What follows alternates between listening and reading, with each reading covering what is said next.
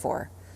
Men of great intellect and wisdom, like James Madison, the father of our Constitution, hoped our constitutional republic would last for ages, mitigate the problems that would naturally arise from political factions, and prevent tyranny. Madison also authored much of the Bill of Rights because he understood the natural tendency of government to increasingly encroach on the people's consent, and thus our freedom.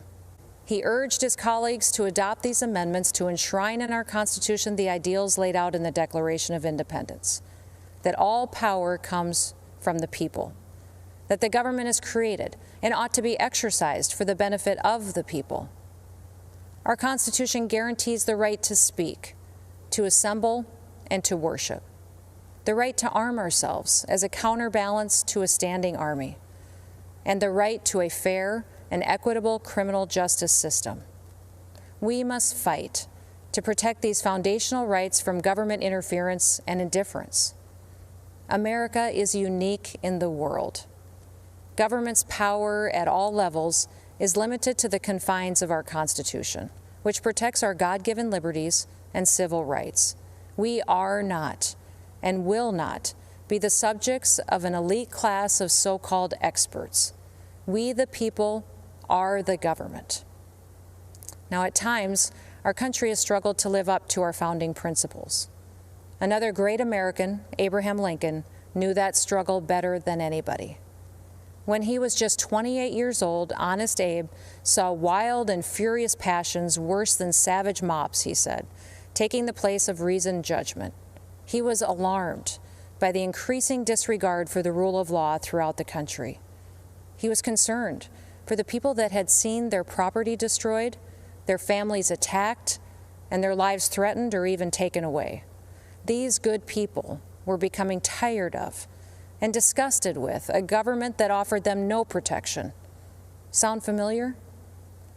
It took 244 years to build this great nation, flaws and all. But we stand to lose it in a tiny fraction of that time if we continue down the path taken by the Democrats and their radical supporters. From Seattle and Portland to Washington and New York, Democrat-run cities across this country are being overrun by violent mobs. The violence is rampant. There's looting, chaos, destruction, and murder. People that can afford to flee have fled, but the people that can't, good, hard-working Americans, are left to fend for themselves. The Republican Party's commitment to individual rights and self-government is as necessary today as it was in 1860 when we won our first presidential election. Our party respects individuals based on who they are. We don't divide people based on their beliefs or their roots. We don't shun people who think for themselves. We respect everyone equally under the Constitution, and we treat them as Martin Luther King Jr. wished, according to the content of their character, not the color of their skin. In just 4 years, President Trump has lifted people of all races and backgrounds out of poverty. He shrunk government. He put money back into the pockets of hardworking, ordinary Americans. He has advanced religious liberty. He protected the Second Amendment. You can look back 50 years. You won't find anyone that has surpassed President Trump's success on these 4 issues alone. History chooses its heroes for the time in which they live. At our founding, Madison was one of the chosen. When the nation's very existence was challenged, it was Lincoln's turn. Thanks to these men, America is a land of hope. Their examples have been repeated in countless ways by simple Americans following their conscience. But there is another American hero to be recognized, and that is the common American. This is who President Trump is fighting for. He's fighting for you.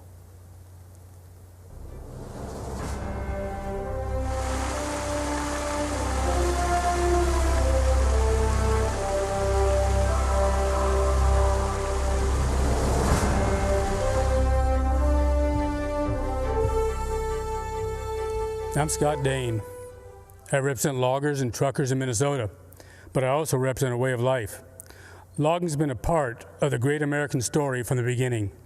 In fact, if you go to the Capitol Rotunda and look up, you can see loggers on one of the panels, New England settlers carving out a new world from the wilderness. But logging is the most dangerous job in the country, but we embrace that risk because we know America was built by strong people building things together. America needs us to keep building, and we can't wait to be a part of it.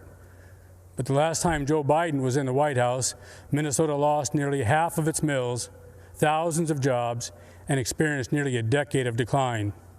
It was a similar story in other parts of the country. The administration just didn't seem to care. In 47 years in Washington, Joe Biden hasn't done anything for the timber industry. When plants closed in Duluth, Sartell, Cook, and Bemidji, they were just numbers on a paper to the Obama-Biden administration. To me, they were people and jobs and families. Under Obama-Biden, radical environmentalists were allowed to kill the forests. Wildfire after wildfire shows the consequences. Managed forests, the kind my people work in, are healthy forests. Under President Trump, we've seen a new recognition of the value of forest management in reducing wildfires. And we've seen new support for our way of life, where a strong back and a strong work ethic can build a strong middle class. We want to build families where we were raised and stand by communities that stood by us. We want that way of life available for the next generation, and we want our forests there too. President Trump, thank you for helping us do just that.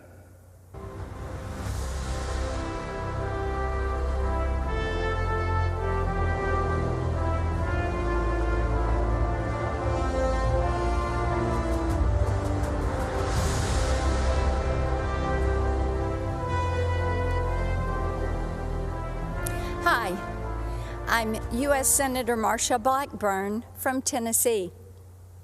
America is a nation of heroes. In times of difficulty, we're reminded that they're all around us. They're in the line with us at the grocery store, in the pew with us at church. They're the regular Americans who step up to volunteer and serve when we need them most.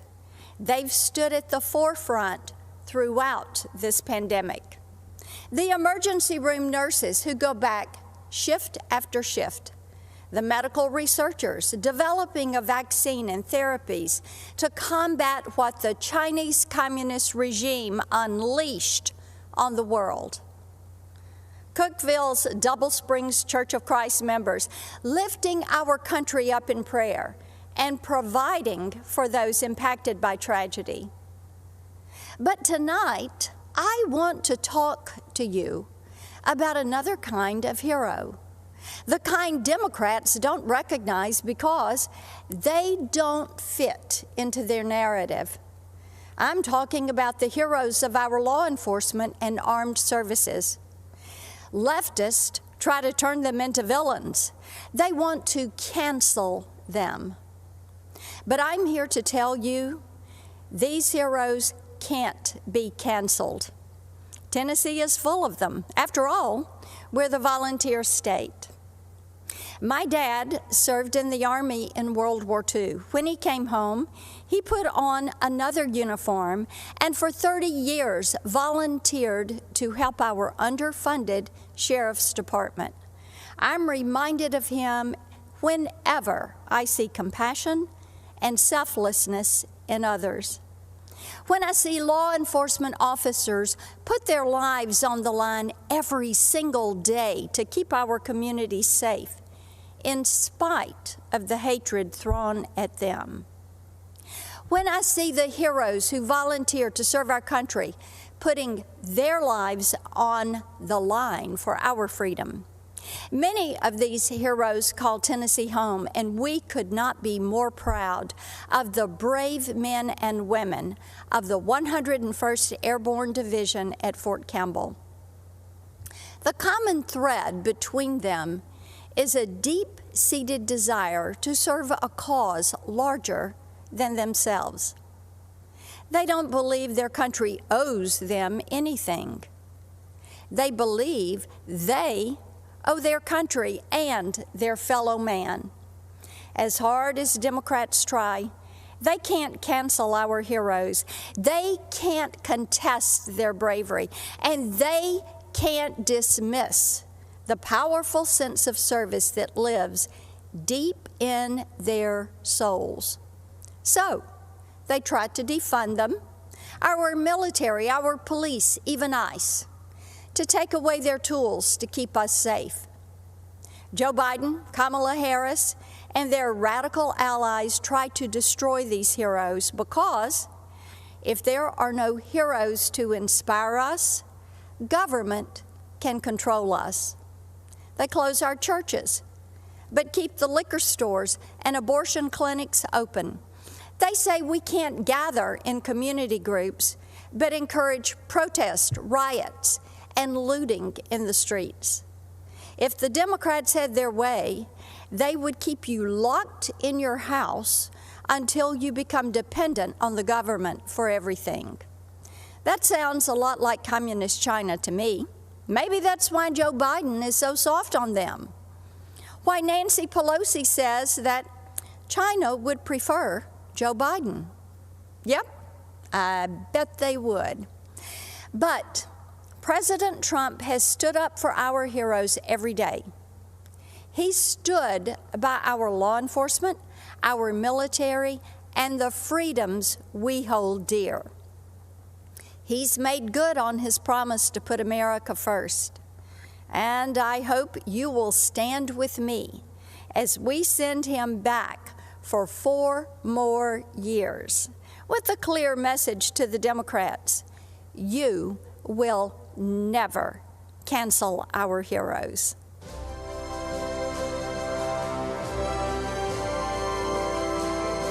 Hi, I'm Congressman Dan Crenshaw. 8 years ago, in the fields of Helmand Province, Afghanistan, a close friend and teammate laid down cover fire against Taliban insurgents so that I could walk, blind and bloodied, to the medevac helicopter and survive. But he didn't. Dave Warson was killed 2 months later. He died a hero to this great country. Here's the truth about America. We are a country of heroes. I believe that, so should you. We are a people with a common set of ideals conceived in liberty. People that has sacrificed time and again for our freedom and the freedom of others. That's something no other country ever, anywhere, can claim. Since 9/11, I've seen America's heroes up close. Some of them saved my life, some of them saved many others' lives. Many of them never made it home. These heroes acted as if the whole struggle depended on them alone, as if any weakness on their part would be a reflection of the whole nation. That's called duty. And America has a long history of it. Our enemies fear us because Americans fight for good, and we know it. It gives us strength. When our heroes are trusted and equipped, then freedom prevails. The defeat of ISIS was the result of America believing in our heroes, our president having their backs and rebuilding our military so we'd have what we needed to finish the mission. The cowering of the Iranian regime and the restoration of the deterrence once lost is the result of America believing in her own might again. But America's heroism isn't relegated to the battlefield. Every single day we see them if you just know where to look. It's the nurse who volunteers for back-to-back shifts caring for COVID patients because she feels that's her duty. It's the parent who will relearn algebra because there's no way they're letting their kid fall behind while schools are closed. And it's the cop that gets spit on one day and will save a child's life the next. America is the country where the young military wife with 2 young children answers the unexpected knock at the door, looks the man in uniform in the eye, and even as her whole world comes crashing down, she stands up straight, she holds back tears, and takes care of her family, because she must. This is what heroism looks like. It's who we are, nation of heroes. And we need you now more than ever. We need to remind ourselves what heroism really is. Heroism is self-sacrifice. It's not moralizing and lecturing over others when they disagree. Heroism is grace, not perpetual outrage. Heroism is rebuilding our communities, not destroying them. Heroism is renewing faith in the symbols that unite us, not tearing them down. You see, America is a fabric. It's woven from the threads of history's best stories, best attributes, and greatest ideas. The American spirit reflects the oldest and most important virtues: self-sacrifice, courage, tolerance, love of country, grace, and passion for human achievement. We can decide right now that American greatness will not be rejected nor squandered. As the American founding was grounded in individual liberty, so will be our future. But if we are to rediscover our strength, then it must be an endeavor undertaken by each and every one of us. We must become the heroes that we so admire. America was built by them, and our future will be protected by them. It will be protected by you. So God bless America.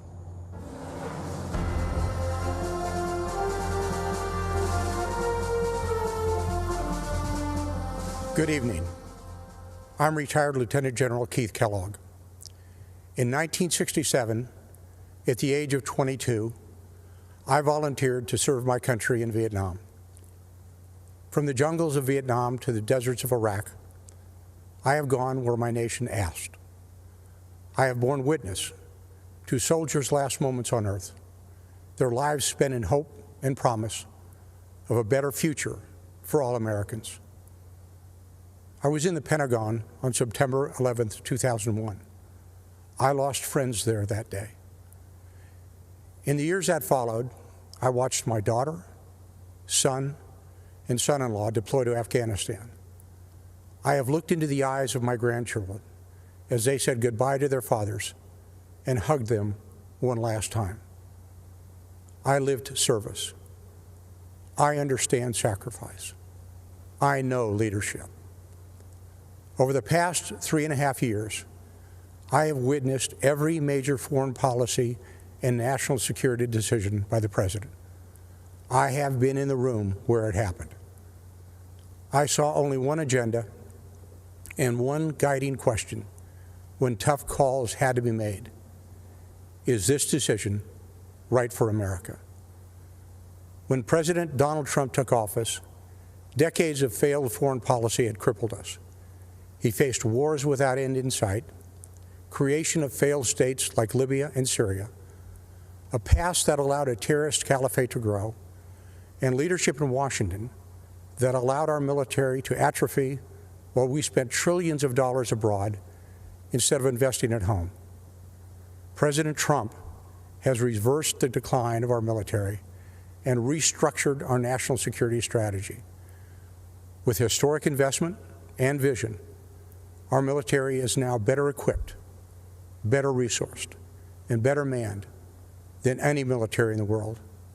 President Trump demolished the terrorist ISIS caliphate in the Middle East and eliminated its leader, al-Baghdadi, one of the world's most brutal terrorists. President Trump took decisive action against Iranian terrorist mastermind, Qasem Soleimani, a man responsible for deaths of hundreds of American servicemen in Iraq. When our NATO allies failed to meet their commitments as we upheld ours, President Trump demanded parity. NATO members have now increased their contributions over $100 billion this year, and NATO's Secretary General credits President Donald J. Trump. President Trump challenged and continues to challenge an ever increasingly provocative and militant China. But make no mistake, President Trump is no hawk. He wisely wields the sword when required, but believes in seeking peace instead of perpetual conflict. Just over a week ago, our president brokered a peace agreement between the United Arab Emirates and Israel, the first in the Middle East in over 25 years. And this week, Afghan negotiators, with help from American officials, will start peace negotiations between the Taliban and the Afghan government to end America's longest war. Ask yourself, has this president kept his promises to keep us out of needless conflicts and to pursue ending wars without end? Has he defended your interests in renegotiating trade deals that previously hurt Americans and our national security? Has he fulfilled his commander-in-chief role by decisively going after our nation's enemies? You and I know the answer is yes. The choice is clear. This is the most important election of our lifetime. The next 4 years will decide the course of our country for decades to come.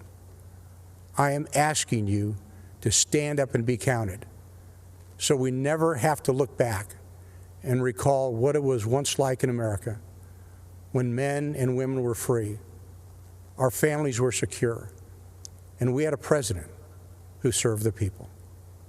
God bless America. Thank you, and good night.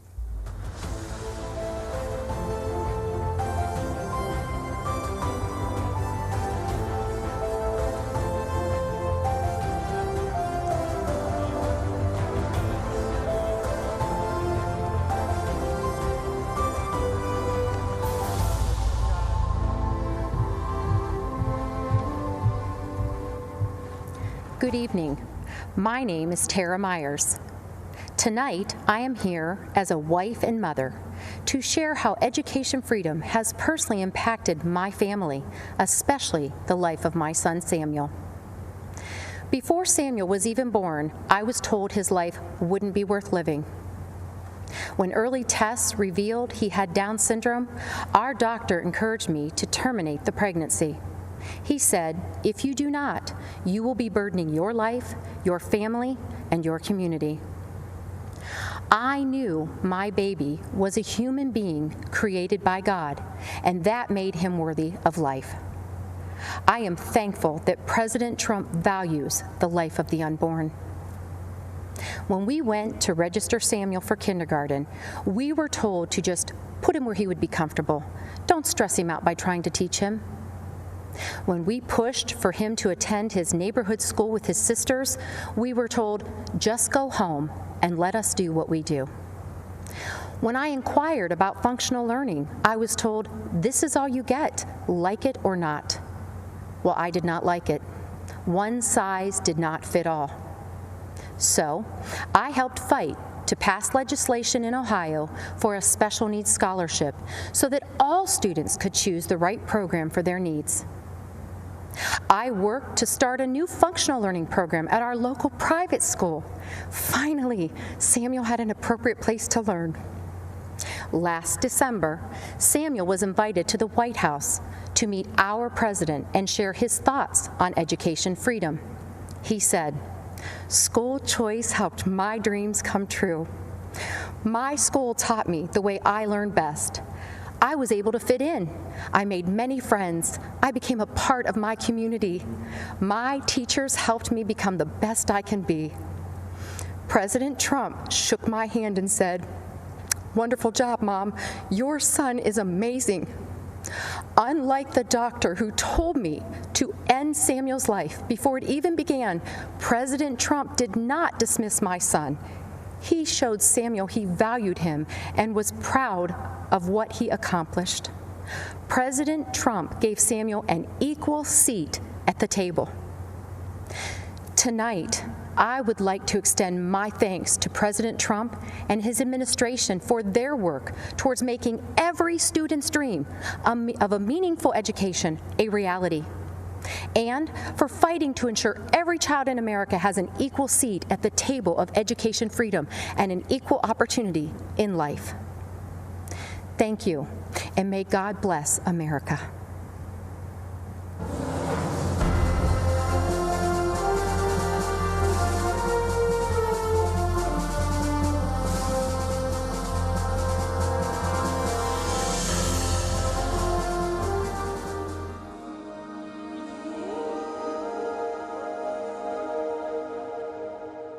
It all started at a tea party. 13 years before the American Civil War, civil unrest and division separated countrymen into two opposing camps. One determined to keep African American people enslaved, the other determined to see all people free. Elizabeth Cady Stanton and Lucretia Mott felt the call to fight for that freedom when they were selected as delegates for an anti-slavery convention. But upon arrival, were told they could not speak or vote at the male-dominated event. On July 9, 1848, Mott, Stanton, and 3 other women met for tea. By the end of the day, they'd formed a coalition with the sole purpose of gaining the right for women to vote, so they in turn would be free to fight for the freedoms of others. Women across America united and formed activist groups working tirelessly to win the vote for American women. The unconquerable Susan B. Anthony became one of the most visible leaders of women's suffrage when, in 1872, she registered and voted for every Republican on the ballot. As punishment for her actions, she was arrested for illegal voting. At the request of Susan B. Anthony, Senator A.A. Sargent introduced the 19th Amendment in 1878. The Susan B. Anthony Amendment was submitted and defeated 4 times, but women continued to fight. Sojourner Truth and many other black suffragettes defied segregation, fighting for all women's voices to be heard and allowed to vote. For the 2 years prior to ratification, the Silent Sentinels quietly picketed the White House. Finally, when Republicans regained control of Congress, on August 26, 1920, the Equal Suffrage Amendment was signed into law. Women's suffrage movement took 72 years and would change the lives of women forever. The victory was achieved peacefully through the valiant efforts of women patriots and the democratic process. 100 years later, in a bold declaration of rights for women, President Trump granted a full pardon to Susan B. Anthony on the 100th anniversary of the 19th Amendment's ratification. Women's suffrage was born from a desire to fight for the freedom of others. Now, we, the great patriots of America, will band together once again, and with one unified voice, we will vote for freedom.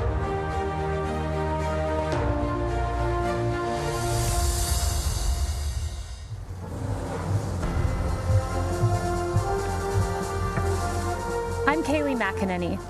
You may know me as a supporter of President Trump, but tonight I'm here to share with you how he supported me, both as a new mom and as an American with a pre-existing condition. When I was 21 years old, I got a call that changed my life.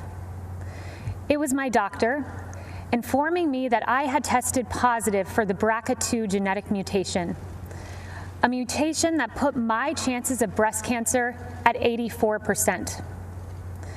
It was the same mutation that my mom had, compelling her to get a preventative double mastectomy, removing her breast tissue, but protecting her from a disease that has taken far too many of our mothers, our sisters, our friends. In my family, 8 women alone were diagnosed with breast cancer, several in their young 20s. I now faced the same prospect. For nearly a decade, I was routinely at Moffitt Cancer Center, getting MRIs, ultrasounds, and necessary surveillance. During these visits, I crossed paths with brave women battling cancer and fighting through chemotherapy. They were a testament to American strength. They are American heroes. On May 1st, 2018, I followed in my mother's footsteps, choosing to get a preventative mastectomy. I was scared. The night before, I fought back tears as I prepared to lose a piece of myself forever. But the next day, with my mom, dad, husband, and Jesus Christ by my side, I underwent a mastectomy, almost eliminating my chance of breast cancer, a decision I now celebrate. Breast reconstruction has advanced remarkably.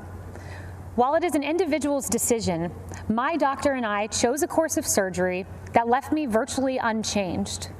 But more important than physical results, I developed a strength and a confidence that I carry with me. During one of my most difficult times, I expected to have the support of my family, but I had more support than I knew. As I came out of anesthesia, one of the first calls I received was from Ivanka Trump. As I recovered, my phone rang again. It was President Trump calling to check on me. I was blown away. Here was the leader of the free world caring about my circumstance. At the time, I had only met President Trump on a few occasions. But now, I know him well, and I can tell you that this president stands by Americans with pre-existing conditions. In fact, President Trump called me this morning. I spoke with him several times today, and he told me how proud he was of me for sharing this story.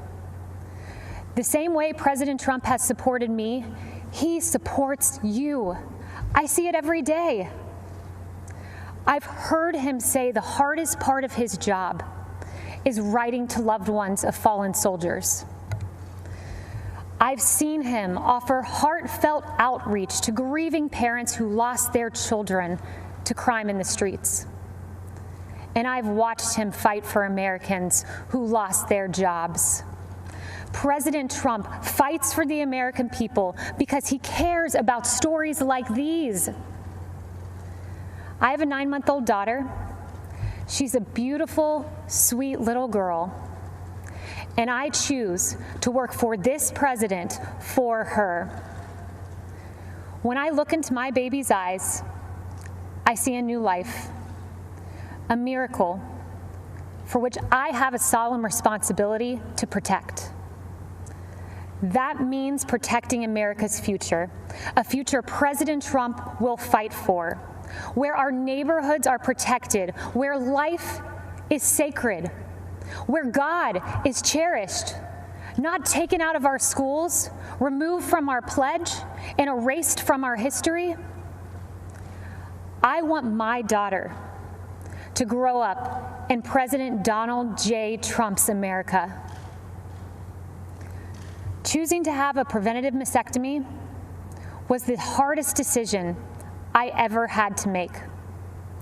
But supporting President Trump, who will protect my daughter and our children's future, was the easiest.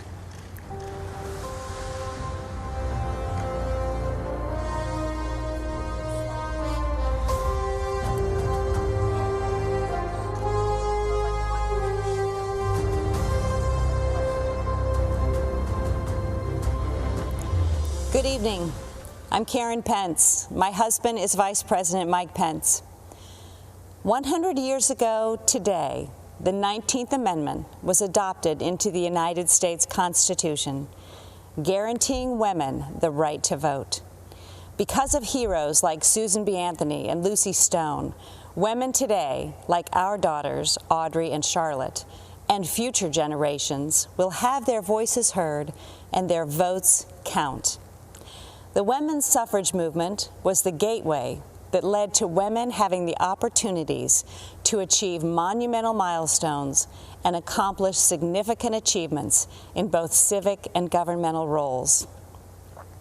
This evening, we look at heroes in our land. As Second Lady of the United States for the past 3.5 years, I have had the honor of meeting many heroes across this great country.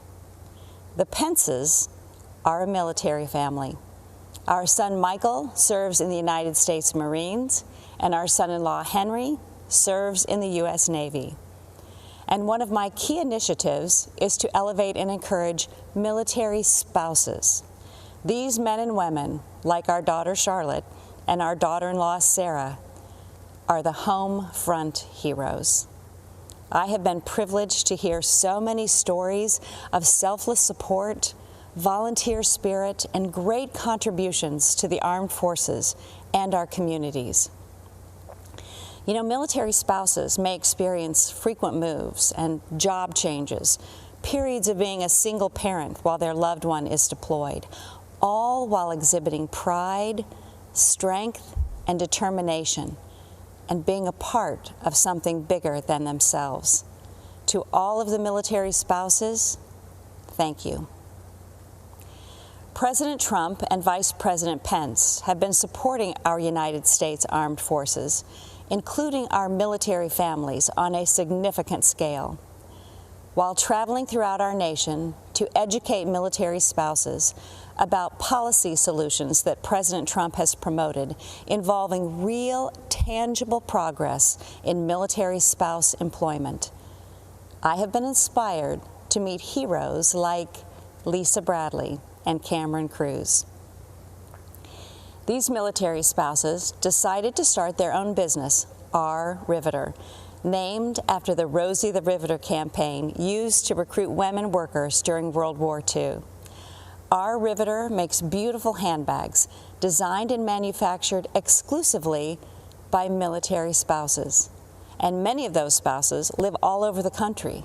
They prepare and send their section of the bags to the company located in North Carolina, where the final product is assembled. Military spouse hero Jalon Hall Johnson in Billings, Montana, is a culinary artist who had dreamed of starting her own restaurant. Working with the Small Business Administration's Development Center, Jalon started her restaurant, The Sassy Biscuit, and she just opened a second restaurant in Dover, New Hampshire. And as the Second Lady, I've also been able to bring awareness to a form of therapy for our heroic veterans suffering from PTSD. Art therapy, facilitated by a professional art therapist, is especially effective with post-traumatic stress disorder. Master Gunnery Sergeant Chris Stowe, a Marine veteran I met in Tampa, who deployed for combat in Iraq and Afghanistan, said nothing had helped him deal with the trauma from his service in the Marines until he finally agreed to meet with the art therapist at Walter Reed Medical Center. Chris credits art therapy with saving his marriage and his life. And Chris went on to establish a glass-blowing workshop to help other vets. Many of our veteran heroes struggle as they transition back into civilian life, and sometimes the stress is too difficult to manage alone. A few weeks ago, I had the honor of speaking with some amazing Americans who answer the Veterans Crisis Line. One in particular, Sydney Morgan, especially impacted me. A veteran herself, Sydney said it is the highest honor of her life until they physically walk into a clinic to receive help they deserve, and she can pass their hand to someone ready to help. In these difficult times, we've all seen so many examples of everyday Americans reaching out a hand to those in need, those who, in humility, have considered others more important than themselves. We've seen healthcare workers, teachers, first responders, mental health providers, law enforcement officers, grocery and delivery workers, and farmers, and so many others. Heroes all. 100 years ago, women secured the right to vote. So let's vote, America. Let's honor our heroes. Let's re-elect President Trump and Vice President Pence for 4 more years. God bless our heroes, and God bless the United States of America. We hold these truths to be self-evident, that all men are created equal, that they are endowed by their Creator with certain unalienable rights, that among these are life, liberty, and the pursuit of happiness. Good evening. I'm Kellyanne Conway. 100 years ago, courageous warriors helped women secure the right to vote. This has been a century worth celebrating, but also a reminder that our democracy is young and fragile. A woman in a leadership role can still seem novel. Not so for President Trump. For decades, he has elevated women to senior positions in business and in government. He confides in and consults us, respects our opinions, and insists that we are on equal footing with the men. President Trump helped me shatter a barrier in the world of politics by empowering me to manage his campaign to its successful conclusion. With the help of millions of Americans, our team defied the critics, the naysayers, the conventional wisdom, and we won. For many of us, women's empowerment is not a slogan. It comes not from strangers on social media or sanitized language in a corporate handbook. It comes from the everyday heroes who nurture us, who shape us, and who believe in us. I was raised in a household of all women. They were self-reliant and resilient. Their lives were not easy, but they never complained. Money was tight, but we had an abundance of what mattered most: family, faith, and freedom. I learned that in America, limited means does not make for limited dreams. The promise of America belongs to us all. This is a land of inventors and innovators, of entrepreneurs and educators, of pioneers and parents, each contributing to the success and the future of a great nation and her people. These everyday heroes have a champion in President Trump. The teacher who took extra time to help students adjust to months of virtual learning. The nurse who finished a 12-hour COVID shift and then took a brief break only to change her mask, gown, and gloves to do it all over again. The small business owner striving to reopen after the lockdown was lifted, and then again after her store was vandalized and looted. The single mom with 2 kids, 2 jobs, 2 commutes, who 10 years after that empty promise finally has health insurance. President Trump and Vice President Pence have lifted Americans, provided them with dignity, opportunity, and results. I have seen firsthand many times the president comforting and encouraging a child who has lost a parent who has lost a child, a worker who lost his job, an adolescent who lost her way to drugs. Don't lose hope, he has told them, assuring them that they are not alone and that they matter. There always will be people who have far more than us.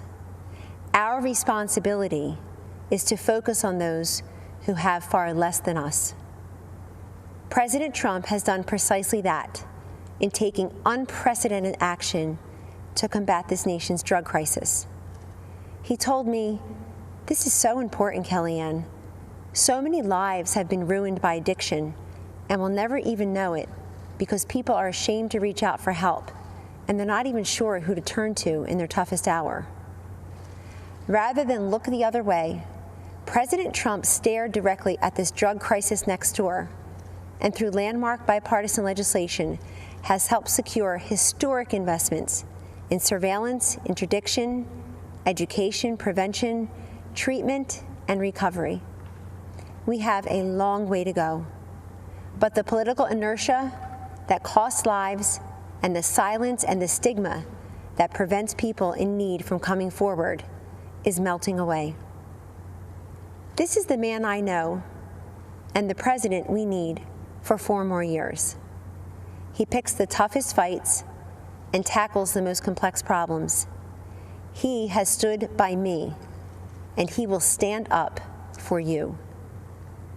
In honor of the women who empowered me and for the future of the children we all cherish, thank you, and God bless you always.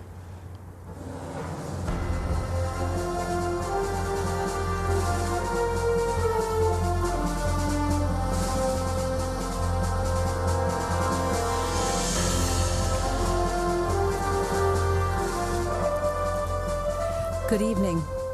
I'm Sister Dede Byrne, and I belong to the community of the Little Workers of the Sacred Hearts of Jesus and Mary.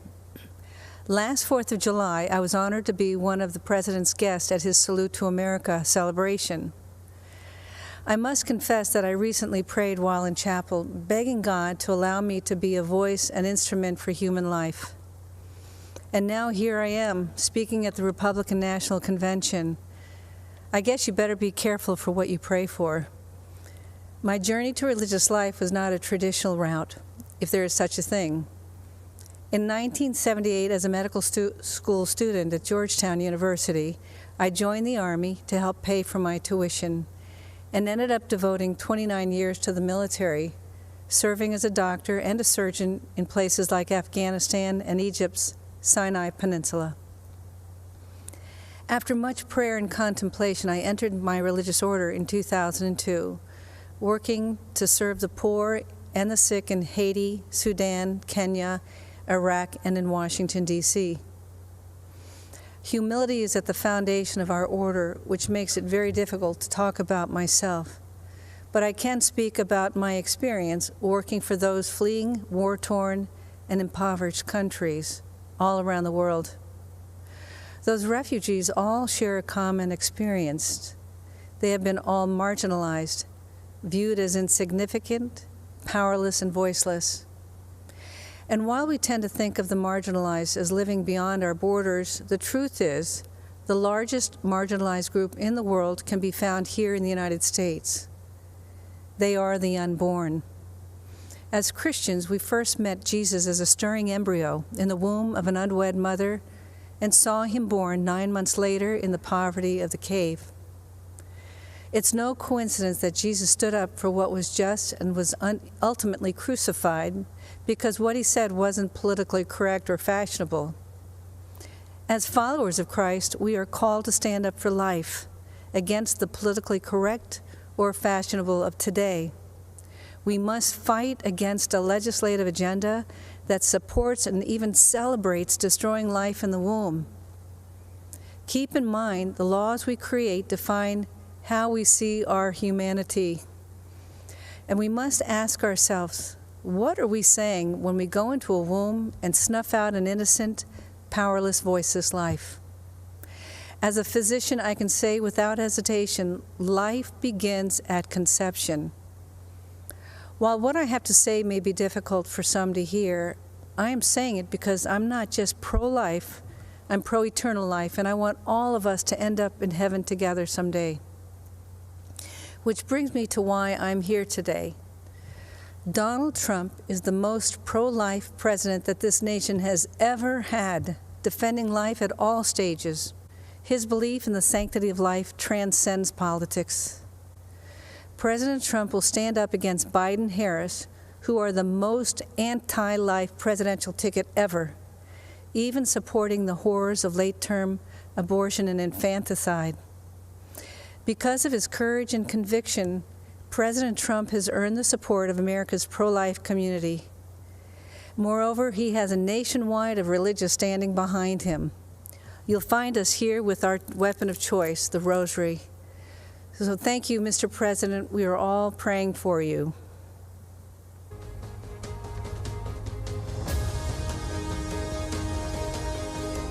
I'm Lou Holtz. Many of you might know me as Coach Holtz, or maybe that football guy. It is a pleasure, a blessing, and an honor for me to explain why I believe that President Trump is a consistent winner, an outstanding leader, and deserves to be reelected as our president. First, I want you to know that I grew up in a one-bedroom house in West Virginia. I may have been poor, but the lessons my parents taught me were priceless. They taught me that life is about making choices. Wherever you are, good or bad, don't blame anyone else. Go get an education, get to work. You can overcome any obstacles, and always remember that in this great country of ours, anyone can amount to something special. I lived by those principles of hard work and responsibility my whole life, living out the American story, and it works. But there are people today, like politicians, professors, protesters, and of course, President Trump's naysayers in the media who like to blame others for problems. They don't have pride in our country. And because they no longer ask, what can I do for my country? Only what the country should be doing for them. They don't have pride in themselves. That's wrong.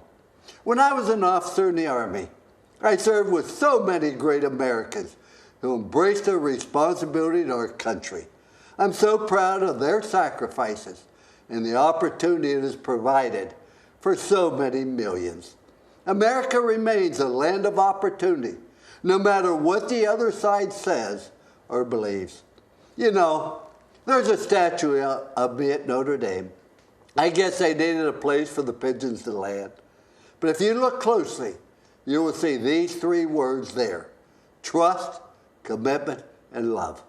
All my life, I've made my choices based on these three words. I use these three rules to make choices about everything: my beloved wife of 59 years, athletes I coached, and of course, politicians, even President Trump. I ask myself three things. One, can I trust them? When a leader tells you something, you got to be able to count on it. That's President Trump. He says what he means what he says, and he's done what he said he would do at every single turn. One of the important reasons he has my trust is because nobody has been a stronger advocate for the unborn than President Trump. The Biden-Harris ticket is the most radically pro-abortion campaign in history. They and other politicians are Catholics in name only and abandon innocent lives. President Trump protects those lives. I trust President Trump.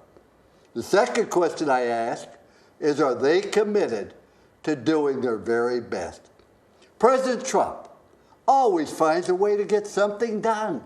If you want to do something bad enough, you will find a way. If not, you'll find an excuse.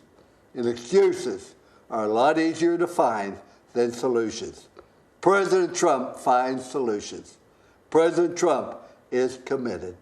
And the third question I ask is, do they love people? Do they care about others? To me, this is very clear. President Trump has demonstrated through his prison reform, advocating for school choice and welfare reform, that he wants Americans from all walks of life to have the opportunity to succeed and live the American dream. President Trump loves our country and our great people. Trust, commitment, and love. In President Trump, we have a president we can trust, who works hard at making America greater and who genuinely cares about people. If I apply this test to Joe Biden, I can't say yes to any of these three questions. I used to ask our athletes at Notre Dame, if you did not show up, who would miss you and why? Can you imagine what would happen to us if President Trump had not shown up in 2016 to run for president? I'm so glad he showed up. Thank you for showing up, Mr. President. I encourage everyone who loves this country, who loves America, to show up in November for President Trump. Thank you.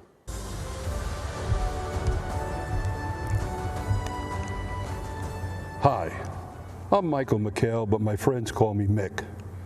I'm a 30-year active duty member of law enforcement in the state of Florida. I am also the president of the National Association of Police Organizations, NAPO. Our organization recently endorsed Donald Trump for re-election as President of the United States.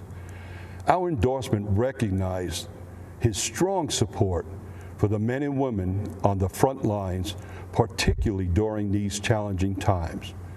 We value his support of aggressive federal prosecution of those who attack our police officers, his signing of the Law Enforcement Mental Health and Wellness Act, and his support for permanently authorizing funds to support 9/11 first responders and their families.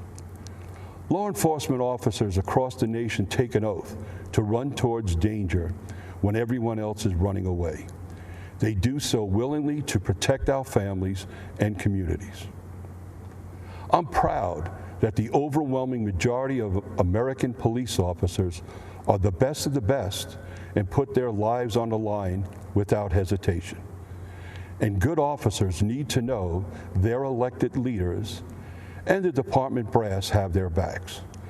Unfortunately, chaos results when failed officials in cities like Portland, Minneapolis, Chicago, and New York make the conscious decision not to support law enforcement. Shootings, murders, looting, and rioting occur unabated. The violence and bloodshed we are seeing in these and other cities isn't happening by chance. It's the direct result of refusing to allow law enforcement to protect our communities. Joe Biden has turned his candidacy over to the far left anti-law enforcement radicals. And as a senator, Kamala Harris pushed to further restrict police, cut their training, and make our American communities and streets even more dangerous than they already are. Conversely, President Trump supports the creation of a national standard for training on de-escalation and communication to give officers more tools to resolve conflict without violence. The differences between Trump, Pence, and Biden-Harris are crystal clear. Your choices are the most pro-law enforcement president we've ever had, or the most radical anti-police ticket in history.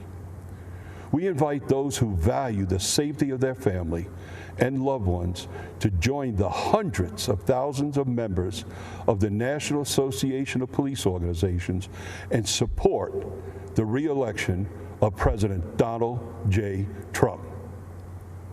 Thank you, and God bless America.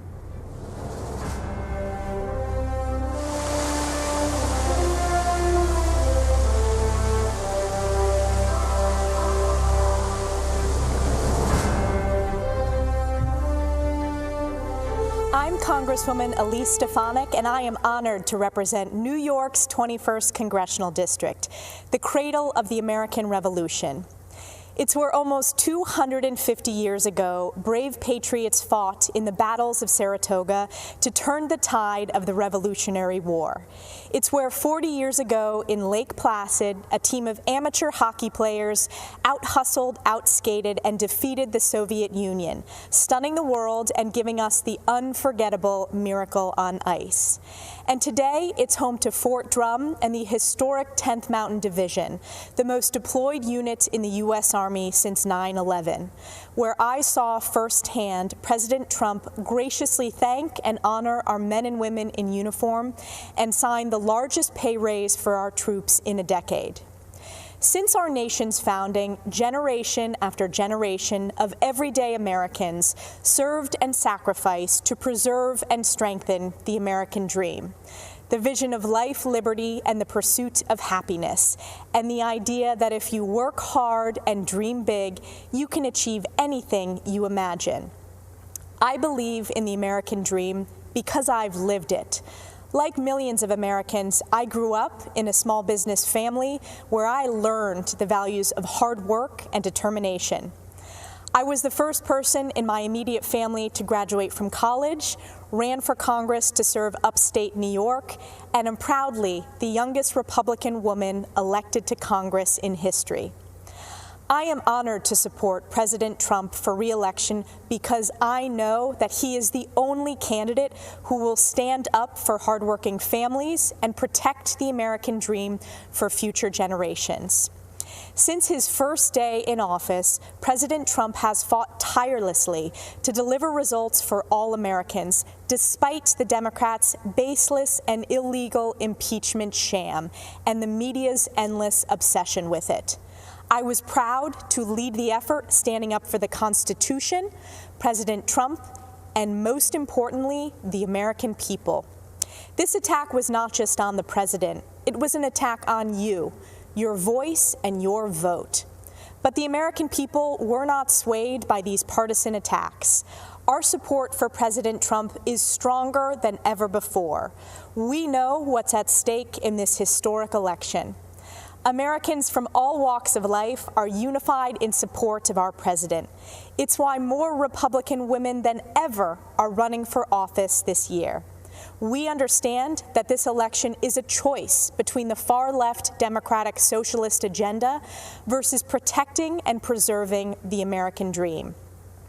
President Trump is working to safely reopen our Main Street economy. He understands that the engine of our country is fueled by the ingenuity and determination of American workers, entrepreneurs, and small businesses. Joe Biden wants to keep them locked up in the basement and crush them with $4 trillion in new taxes. We face a critical choice. Joe Biden's far-left failed policies of the past 47 years, or President Trump, who will stand up for the American people and the Constitution.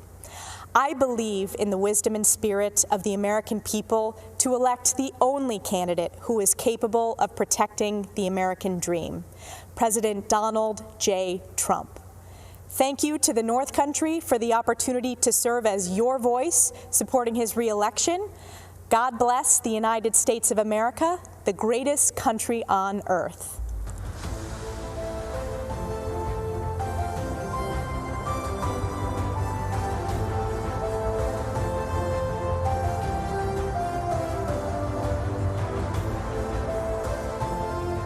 Good evening. I'm Madison Cawthorn, and I'm running to represent North Carolina's 11th Congressional District. This is a time of great adversity for our country, and I know something about adversity. At 18 years old, I was in a horrific car accident that's left me paralyzed from the waist down. Instantly, my hopes and dreams were seemingly destroyed. I was given a 1% chance of surviving, but thanks to the power of prayer, a very loving community, and many skilled doctors, I made it. It took me over a year to recover. My first public outing in a wheelchair was to a professional baseball game. You know, before my accident, I was 6'3". I stood out in the crowd. But as I wheeled through the stadium, I felt invisible. At 20, I thought about giving up. However, I knew I could still make a difference. You know, my accident has given me new eyes to see and new ears to hear. God protected my mind and my ability to speak. So I say to people who feel forgotten, ignored, and invisible, I see you. I hear you. At 20, I made a choice. In 2020, our country has a choice. We can give up on the American idea, or we can work together to make our imperfect union more perfect. I choose to fight for the future, to seize the high ground and retake the shining city on a hill.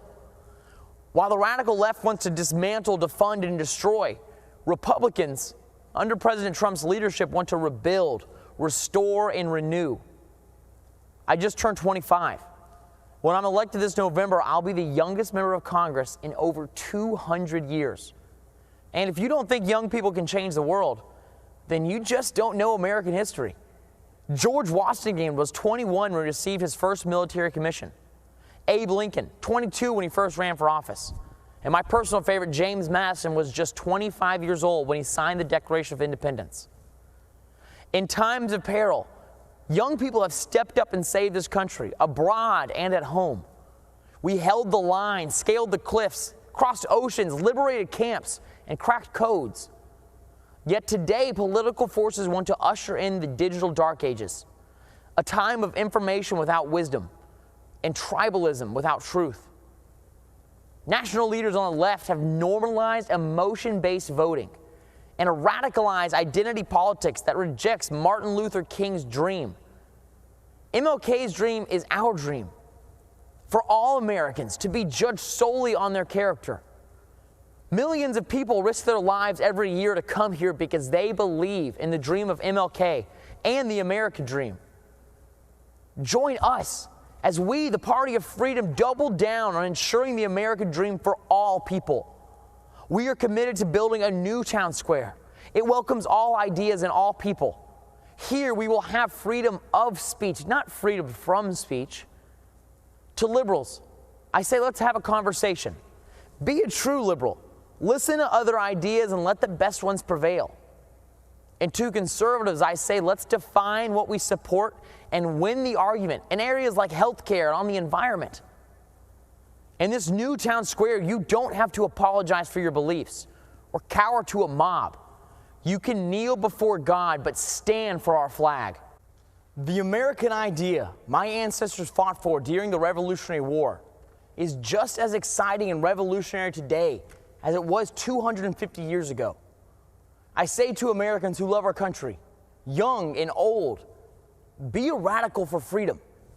Be a radical for liberty. And be a radical for our republic, for which I stand, one nation under God, with liberty and justice for all. Thank you, and may God bless America.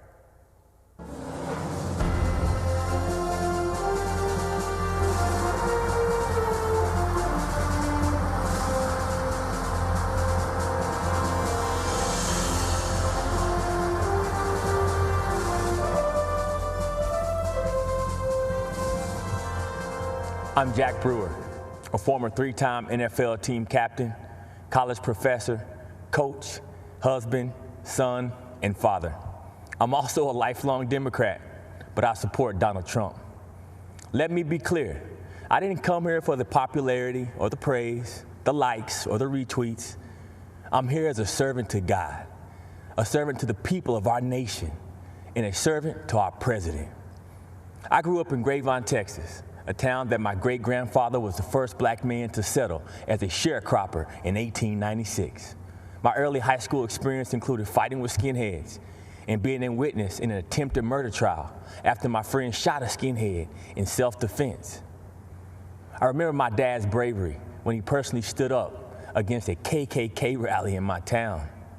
In my house, my father taught me to back down from no one. I know what racism looks like. I've seen it firsthand. In America, it has no resemblance to President Trump. And I'm fed up with the way he's portrayed in the media, who refuse to acknowledge what he's actually done for the black community. It's confusing the minds of our innocent children. Before I left to come deliver this message, my energetic 8-year-old son, Jackson, stopped me and said, "Dad, can you please just tell everyone that all lives need to matter and that God loves everyone?" In that moment, I realized that my 8-year-old had figured out what so many adults have seemed to forget. We are not as divided as our politics suggest. At some point, for the sake of our children, the policies must take priority over the personalities. So because you have an issue with President Trump's tone, you're going to allow Biden and Harris to deny our underserved black and brown children school choice? Are we so offended by the president's campaign slogan, "Make America Great Again," that we're going to ignore that Joe Biden and Kamala Harris have collectively been responsible for locking up countless black men for nonviolent crimes? Are you going to allow the media to lie to you by falsely claiming that he said there were very fine white supremacists in Charlottesville? He didn't say that. It's a lie. And ignore the so-called Black Lives Matter organization that openly, on their website, calls for the destruction of the nuclear family. My fellow Americans, our families need each other. We need black fathers in the homes with their wives and children. The future of our communities depend on it. I'm blessed to be able to run inner-city youth programs and to also teach in prisons across America. The inmates in my federal prison program literally receive days off their sentence just for attending my class. And that's thanks to President Donald Trump and his First Step Act. President Trump cared about these Americans and their families, even when so many others had left them behind and had written them off. I'm forever grateful for President Trump for that. He endures relentless attacks, and so do many of us, like myself, who support him. But my mama always told me, when the Lord starts blessing, the devil starts messing.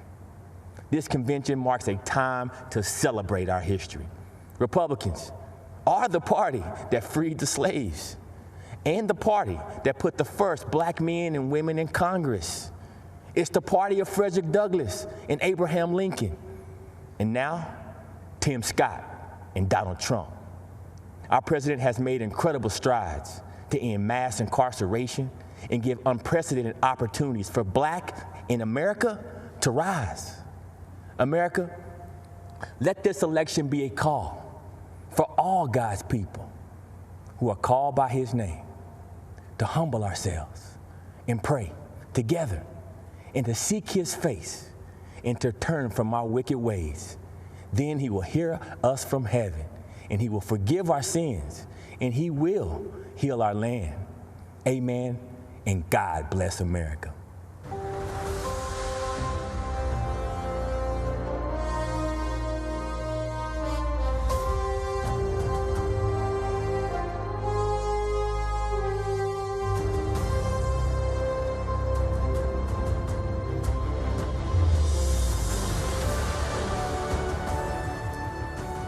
Greetings.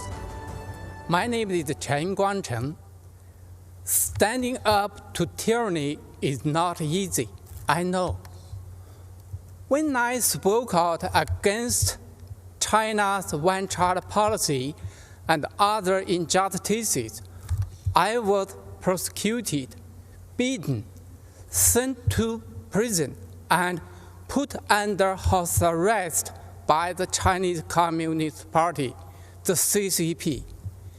In April 2012, I escaped and was given shelter in the American Embassy in Beijing.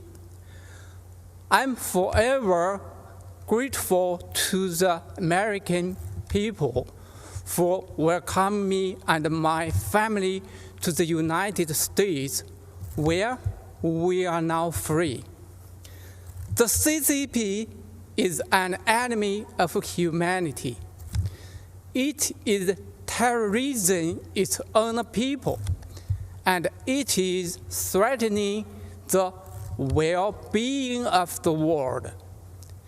In China, expressing beliefs or ideas not approved by the CCP, religion, democracy, human rights can lead to prison. The nation lives under mass surveillance and censorship. The U.S. must use its values of freedom, democracy, and the rule of law to gather a coalition of other democracies to stop CCP's aggression. President Trump had led on this, and we need the other countries to join him in this fight, a fight for our future. Standing up to fight unfairness isn't easy, I know. So does President Trump, but he has shown the courage to wage that fight. We need to support, vote, and fight for President Trump for the sake of the world. Thank you.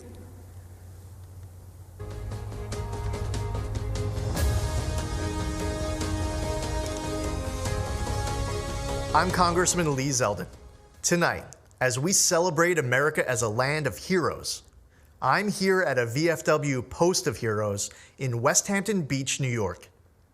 I've seen amazing Americans in action, raised in a law enforcement family, deployed to Iraq as an 82nd Airborne paratrooper, and serving today in the Army Reserve. My generation of post-9/11 veterans has huge shoes to fill, following our greatest generation that fought tyranny and saved the world. All over our country, everyday heroes serve and sacrifice for the greater good. Farmers, truckers, craftsmen, these heroes keep America running, and President Trump fights for them every day.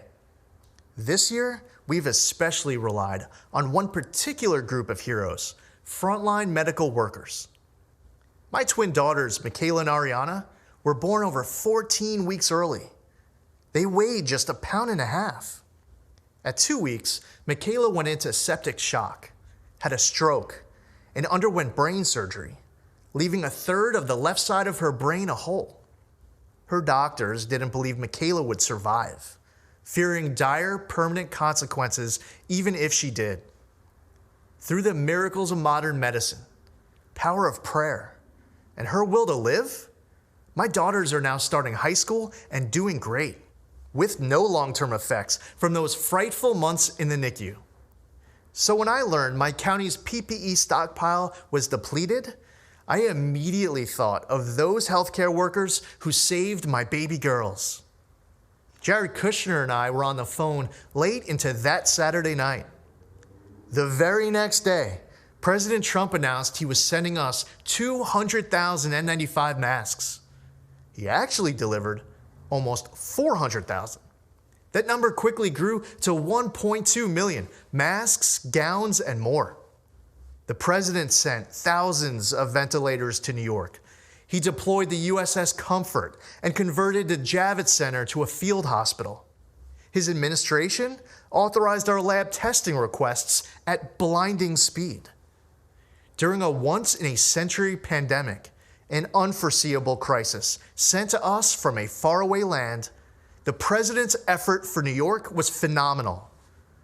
For our nation to emerge even stronger, more prosperous, freer, and more secure than ever, to make our country greater than ever before, we must re-elect President Trump. We are the land of the free because of the brave. And we are the land of opportunity because we have a president who wants to empower the best of who we are to be the best of what we can be. There's never been a nation greater than ours. Never a people more resilient than ours. And never a future for America more promising than ours right now. Keeping America great is up to us, and losing is not an option. And I'm very proud to have President Trump in office here. He's the best we've ever had. He's done the most for any president ever done. He's always there trying to take care of veterans, giving veterans what they need. The turnaround times have increased since Trump has taken over. You have to fight 15 years for benefits, but once he came into office, you had like 90 days. You turned your paperwork in, at least you had some kind of answer. I waited months for a signature on a piece of paper to get a prosthetic leg fixed, and now it's a lot better turnaround. But before, it was a 5-year waiting process to appeal. So how long do we have to wait for benefits? I waited 20 years to file. Rapidly was approved for medical, and then turned right around and got disability. I was thinking it was going to be several years worth of waiting to hear. He's accomplished a lot in 3.5 years. And it helps the American people, and he has done a lot for veterans, for the middle class. I chose to serve my country. If I could do it, I would do it all over again. Especially for this president. I mean, he's the kind of president you'd run through a brick wall if he asked you to. Went through many presidents, but this one, I can say, is the best president we've ever had and ever will have, I believe.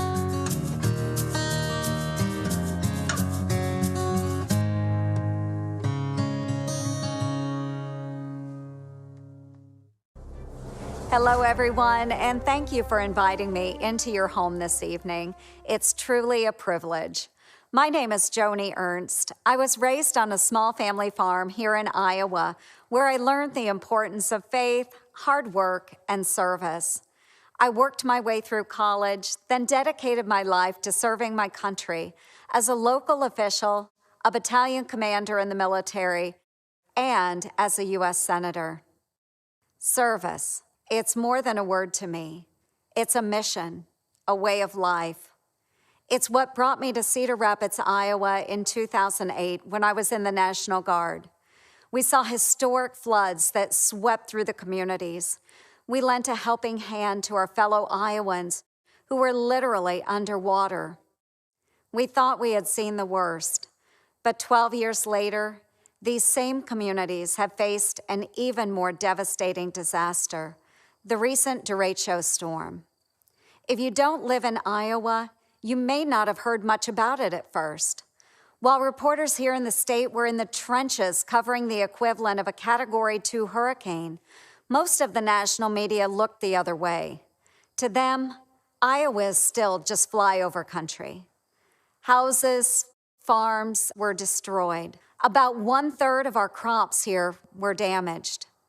In some cases, these storms wiped out a lifetime of work. And yet Iowa farmers didn't hesitate to grab their chainsaws and check on their neighbors. Our farmers live every day with that sense of service, the stewards of the land, the ones who feed and fuel the world. President Trump quickly signed an emergency declaration for Iowa to provide relief. And of course, when President Trump came to Cedar Rapids, the national media finally did too. For years, I've worked closely with the president for farmers in Iowa and across the country. We scrapped Obama and Biden's punishing waters of the United States rule, which would have regulated about 97% of land in Iowa, in some cases, even puddles. It would have been a nightmare for farmers. The president delivered on major trade deals with Japan and the United States-Mexico-Canada agreement. And he implemented the sale of E15 fuel year-round. That means more choices for you at the pump and more jobs for farmers in the heartland. This is something the Obama-Biden administration failed to do in 8 years. In fact, I can't recall an administration more hostile to farmers than Obama-Biden, unless you count the Biden-Harris ticket. The Democratic Party of Joe Biden is pushing this so-called Green New Deal. If given power, they would essentially ban animal agriculture and eliminate gas-powered cars. It would destroy the agriculture industry, not just here in Iowa, but throughout the country. When the pandemic hit, President Trump heard us in our call for assistance for our farmers. Knowing we have an ally in the White House is important. Folks, this election is a choice between two very different paths: freedom, prosperity, and economic growth under a Trump-Pence administration, or the Biden-Harris path, paved by liberal coastal elites and radical environmentalists, an America where farmers are punished, jobs are destroyed, and taxes crush the middle class. That is our choice, and it's a clear one. Thank you, and God bless.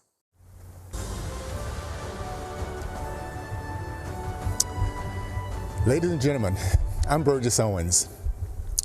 Shackled in the belly of a slave ship, an 8-year-old boy named Silas Burgess came to America to be sold on an auction block.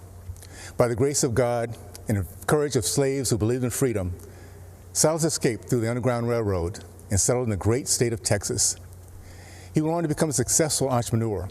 He built his community's first church, first elementary school, and purchased 102 acres of farmland, which he paid off in 2 years. I'm here today, a candidate for Congress, because of my great-great-grandfather, Silas Burgess. I was raised in the South during the days of Jim Crow and the KKK. Even through the challenges of segregation, we were taught that anything is possible in America. When I was 22 years old, I thought all my dreams had come true when I was drafted by the New York Jets. 10 years later, with a Pro Bowl nod and a Super Bowl championship under my belt, I left the NFL to start a business. I thought I could never fail, but years later I did, and I lost everything. As I moved my family of 6 into a 1-bedroom basement apartment in Brooklyn, New York, I had a choice to make: to feel sorry for myself or get to work. I worked as a chimney sweep during the day and a security guard at night. It was humbling to be recognized cleaning a chimney by someone who once cheered me as an NFL fan. But those hard days would pay off, and eventually I started a rewarding career in the corporate world. We live in a country where we're encouraged to dream big, where second chances are at the core of our American DNA. We don't hear that same message from Nancy Pelosi's Congress. Career politicians, elitists, and even a former bartender want us to believe it's impossible. They want us to believe that what I did, what my great-great-grandfather did, is impossible for ordinary Americans. As patriots, we know better. This November, we stand at a crossroad. Mobs torch our cities while popular members of Congress promote the same socialism that my father fought against in World War II. We have a Democratic candidate for president who says that I'm not black if I don't vote for him. Now more than ever, we need leaders who stand by their principles and won't compromise their values for political opportunities. Now more than ever, we need leaders who will stand up to the lawlessness supported by the radical left. This November, we have an opportunity to reject the mob mentality and once again be the America that my great-great-grandfather believed in. During the Trump administration, business ownership among blacks, Hispanics, and females have reached all-time highs. Those same groups enjoyed record-low unemployment and unprecedented prosperity, and we're just getting started. I'm running for Congress because we don't need more career politicians. We need a few more chimney sweeps. We need more leaders like President Trump who understand the freedoms that make up the fabric of America. My fellow Americans, specifically my Democrat and independent friends, it is now time for us to unite and put aside partisan barriers. Help us win back the House, keep the Senate, and give our president 4 more years, and I promise you, we will make you proud. Thank you, and God bless the United States of America.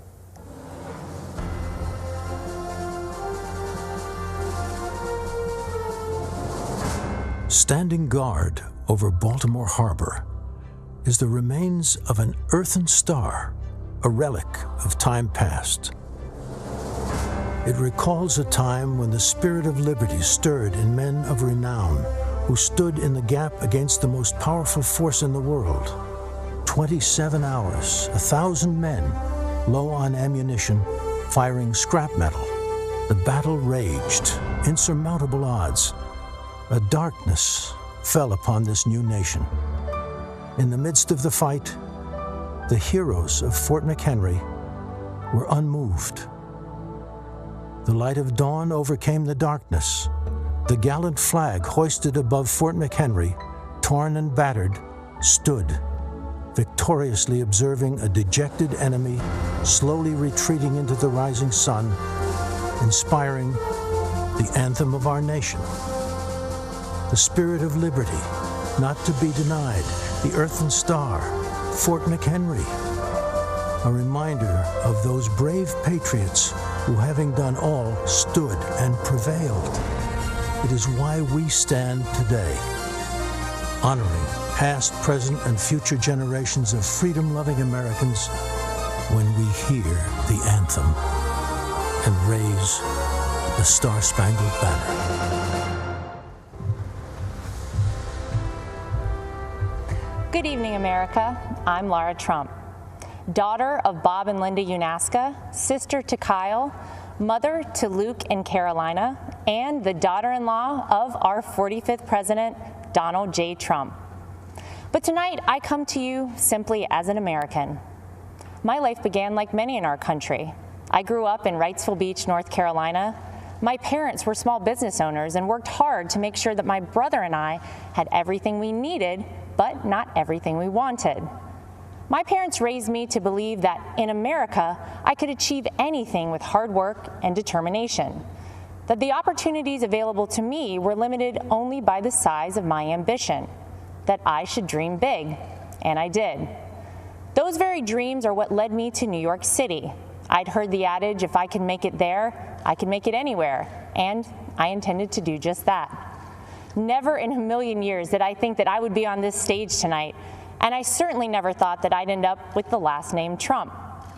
My 7th grade English teacher, Mrs. B, used to tell us, believe none of what you hear, half of what you read, and only what you're there to witness firsthand.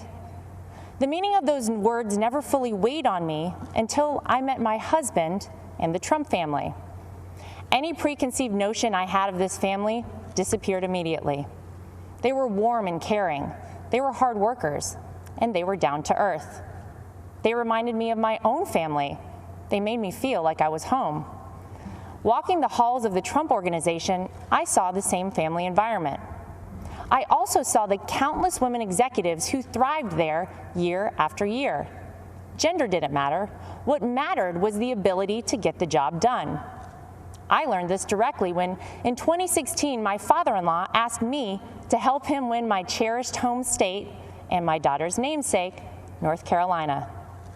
Though I had no political experience, he believed in me. He knew I was capable, even if I didn't. So it didn't surprise me when President Donald Trump appointed so many women to senior-level positions in his administration.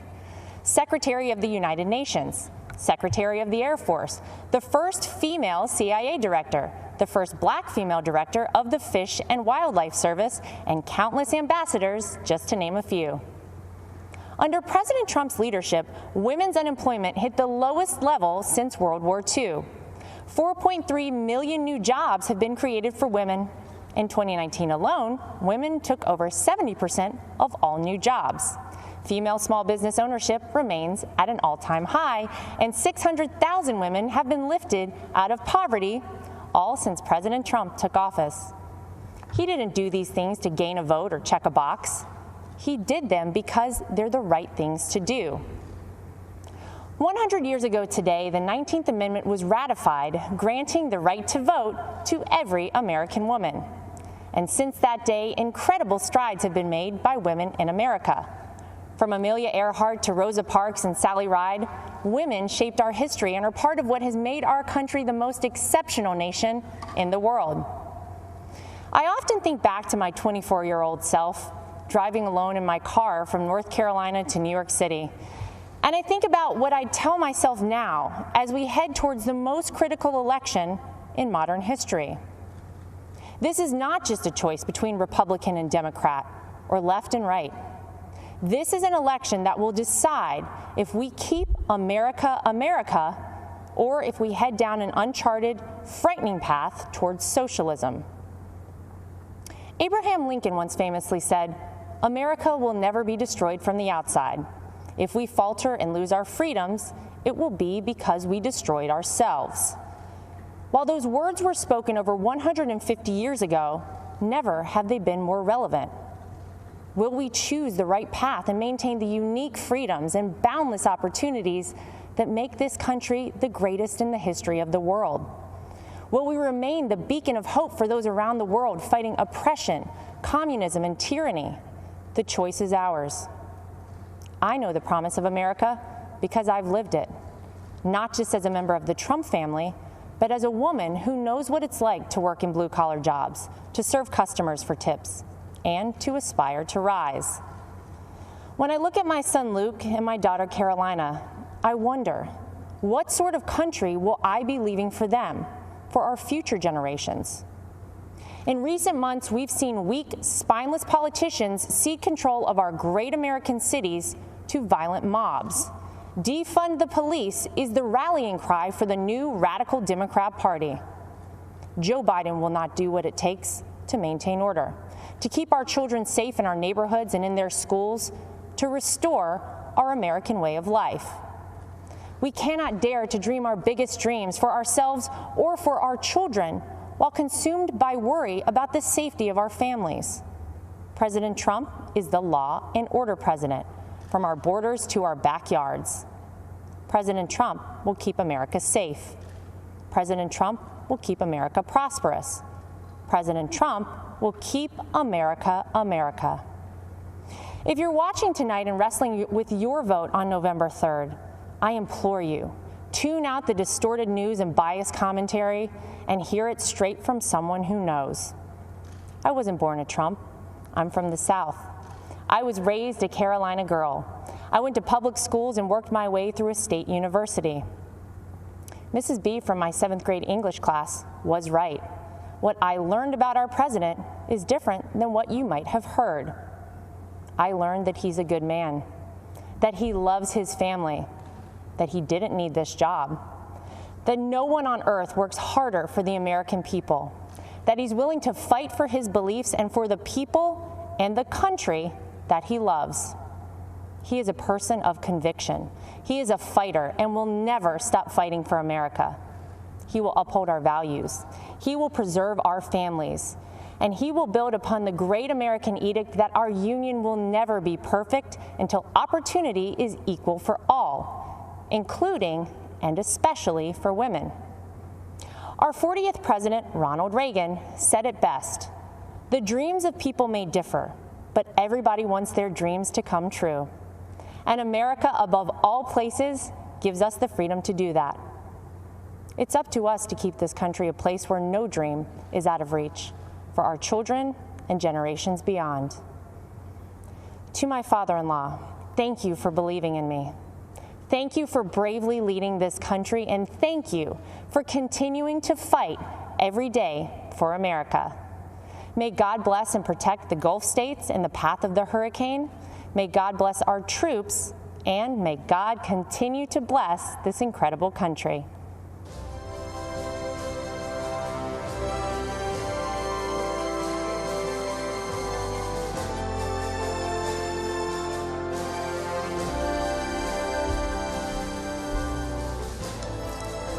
Good evening. My name is Sam McHale. There is a hole in my heart since my beloved Jackie was taken from me. This is her story. There were two things that Jackie loved to do every day. One was to go to the gym and tweet out Bible verses and prayers to her friends. On November 19th, the tweets stopped. That day started out like any other day. She left for the gym early in the morning. I heard the garage door open. Seconds later, I heard the car horn. I went outside to see if she had forgotten something. What I saw was a Jeep blocking her car in the driveway. I noticed the bullet hole in Jackie's window. I saw someone jumping into the Jeep and speeding away. Jackie had just been shot and killed in cold blood. We think this was a carjacking gone wrong, very wrong. Every time I open the garage door or stand in the driveway, I hear that horn. I see her slumped in the seat.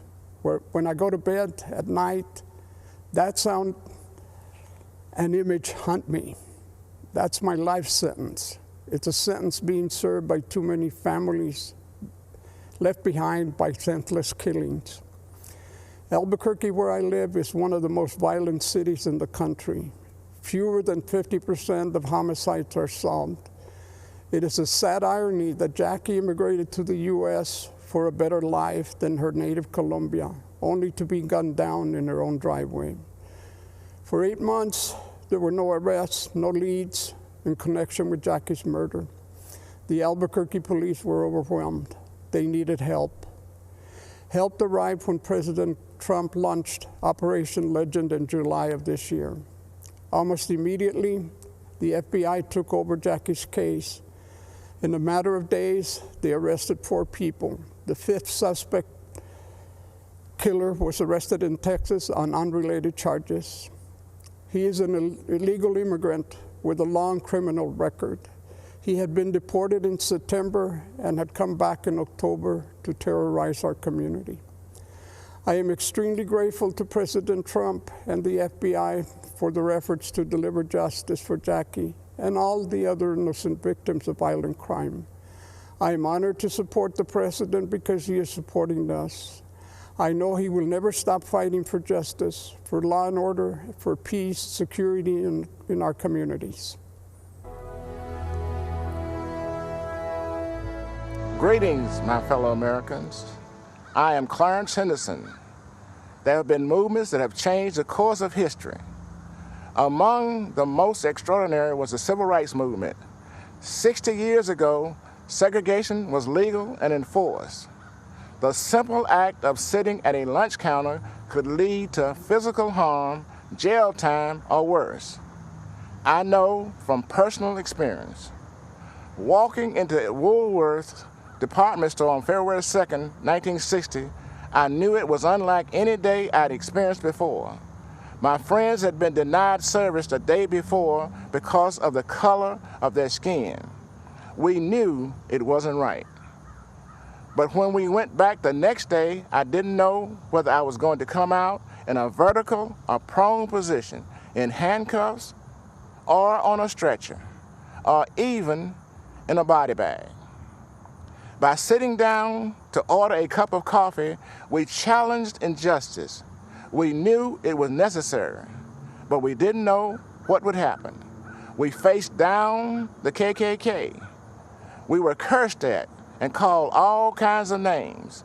They threatened to kill us, and some of us were arrested, but it was worth it. Our actions inspired similar protests throughout the South against racial injustice. And in the end, segregation was abolished, and our country moved a step closer to true equality for all. That's what actual peaceful protest can accomplish. America isn't perfect. We're always improving. But the great thing about this country is that it's not where you come from, it's where you're going. I was born on what some would call the wrong side of the tracks. I don't even have a birth certificate.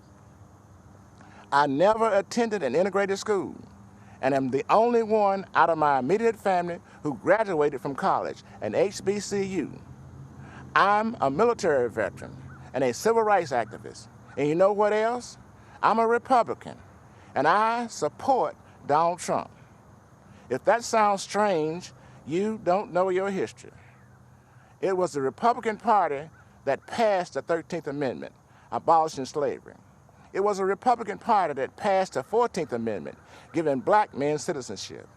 It was the Republican Party that passed the 15th Amendment, giving black men the right to vote. Freedom of thought is a powerful thing.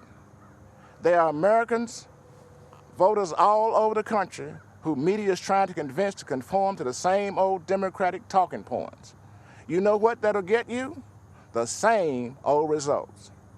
Joe Biden had the audacity to say, if you don't vote for him, you ain't black. Well, to that I say, if you do vote for Biden, you don't know history. Donald Trump is not a politician. He's a leader. Politicians are a dime a dozen. Leaders are priceless. The record funding Trump gave HBCUs is priceless too. So are the record number of jobs he created for the black community and the investment he drove into our neighborhoods with tax incentives in opportunity zones. And so are the lives he restored by passing criminal justice reform, where 91% of the inmates released are black. These achievements demonstrate that Donald Trump truly cares about black lives. His policies show his heart. He has done more for black Americans in 4 years than Joe Biden has done in 50. Donald Trump is offering real and lasting change, an unprecedented opportunity to rise, a country that embraces the spirit of the civil rights movement of the 60s, a place where people are judged by the content of their character, their talents and abilities, not by the color of their skin. This is the America I was fighting for 60 years ago. This is the America Donald Trump is fighting for today. Let's all join in this fight for re-electing President Trump on November 3rd. Thank you.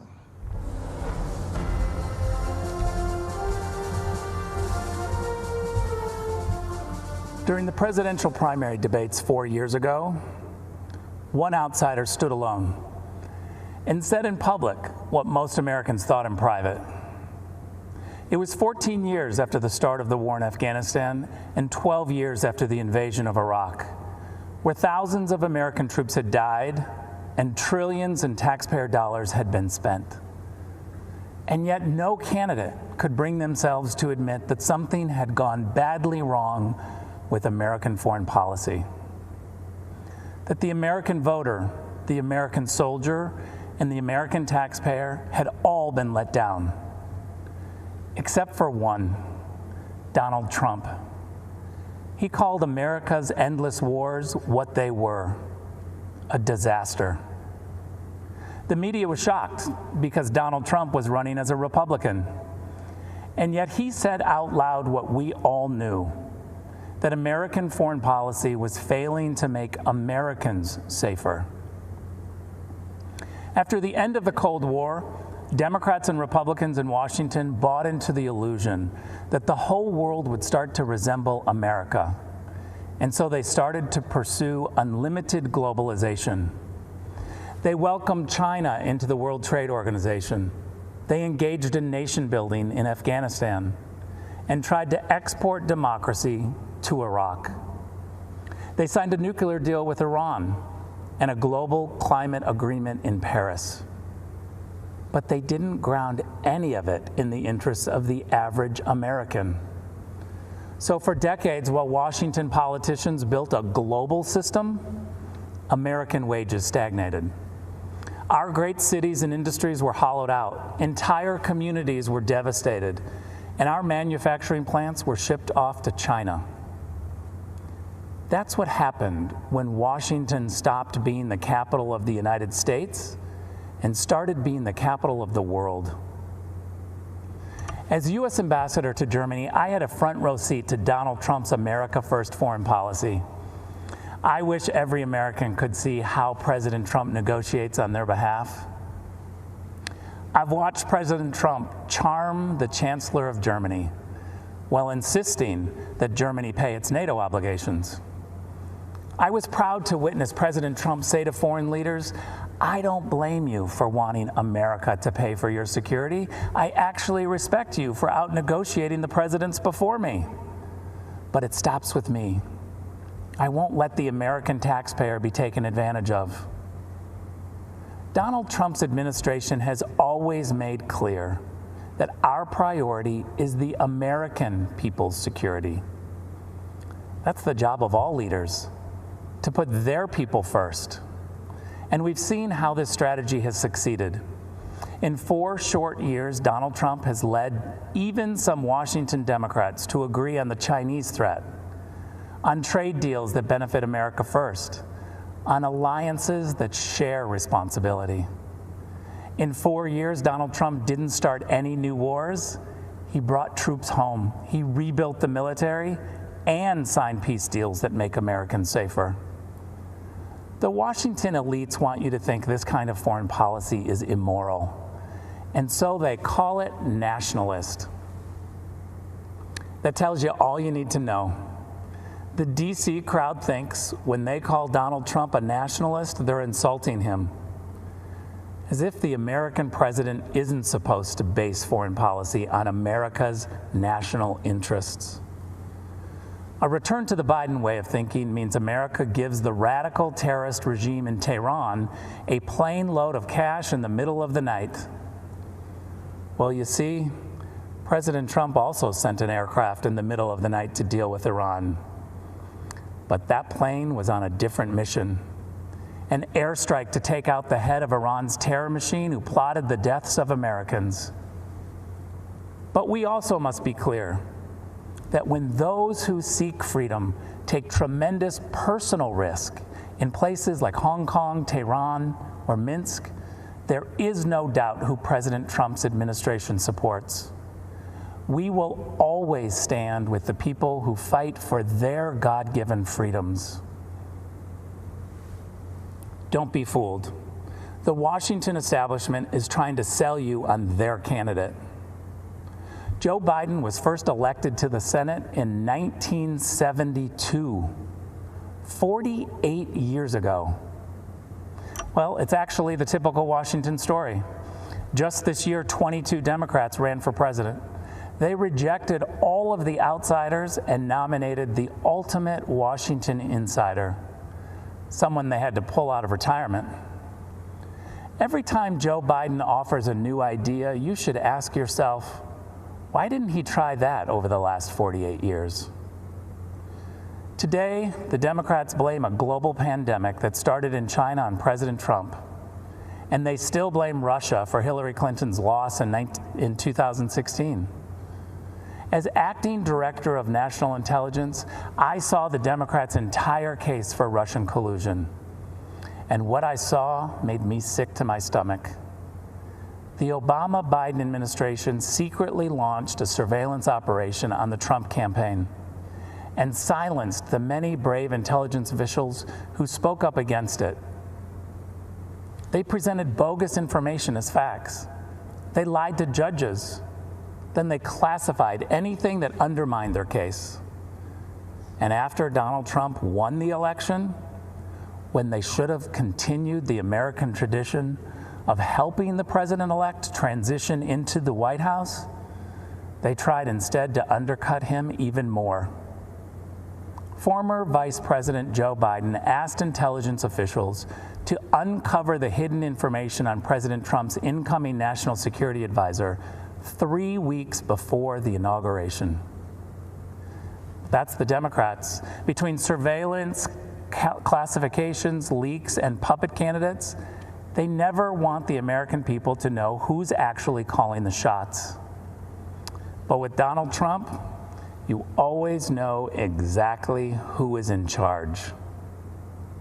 Because the answer is you. You're in charge. Not lobbyists, not special interests, not warmongers or China sympathizers or globalization fanatics. With Donald Trump and Mike Pence in the White House, the boss is the American people. President Trump rightly calls his foreign policy America First. America First does not advance the interests of one group of Americans at the expense of another. It has no bias about red or blue, educated or not educated, urban or rural. America First is simply the belief that politicians should focus on the equality and dignity of every American, and that this duty is fulfilled by promoting the safety and wealth of the American people above all else. That's America First. That's the Trump doctrine. And that, my friends, is 4 more years.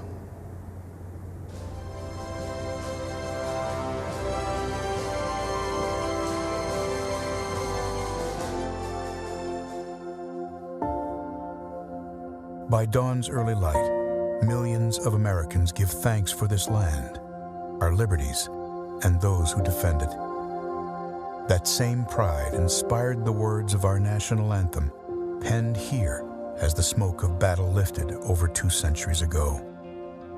When those American soldiers bravely fought and died, repelling the British onslaught, they did so not only for our people, which that flag represented, but for our principles, for which the flag stood, our God-given freedoms, the right to life, liberty, and the pursuit of happiness, equality under the law, government by the people. These are the threads that bind us together as Americans, for we are not a nation born of blood, but of belief. And even though that old flag has sometimes been battered and beaten, faded and forgotten, fired upon and set ablaze, there are heroes throughout our history who have picked up those tattered strands, mended them, and raised our flag anew. Just as the soldiers at Fort McHenry fought in defense of the beliefs that bind us today, there are new leaders who have devoted their life to do the same.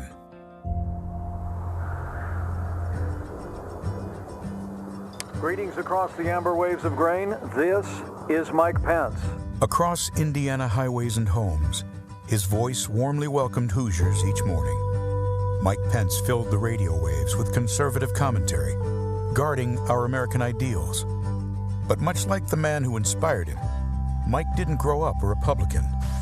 As President Reagan said, freedom is never more than 1 generation away from extinction. His grandfather was a hard-working Irish immigrant who drove a bus to provide for his family. His father served our nation bravely in the Korean War and earned a Bronze Star. Mike was the 3rd of 6 children, raised here in Columbus, Indiana, with a cornfield in his backyard. The foundation of America is freedom, and the foundation of freedom is faith. It was in this small Indiana town his foundation of faith in Jesus Christ was laid. And from that conviction sprung his love of people and service to others. It was at a church service where Mike met the love of his life, Karen. They married and have 3 children, Michael, Charlotte, and Audrey. I'm a Christian, a conservative, and a Republican, in that order. Mike became the president of a free market think tank, the host of a statewide conservative radio show, and then a congressman. In Washington, Mike quickly became known as a foremost defender of freedom. He led conservatives in the fight to protect our time-honored values of family, faith, life, liberty, and limited government. Our nation's strength begins at home, because strong families make a strong America. Mike earned the trust of the people of his state and became the 50th governor of Indiana. He delivered the largest state tax cut in Indiana history, expanded school choice, led the country in manufacturing, and helped more Hoosiers get to work than ever before. But he wasn't through. ABC News has learned that Donald Trump will choose Indiana Governor Mike Pence to be his running mate. I would like to introduce a man who I truly believe will be the next Vice President of the United States, Governor Mike Pence. As our Vice President, Mike Pence has held tightly to those threads of freedom woven through our history.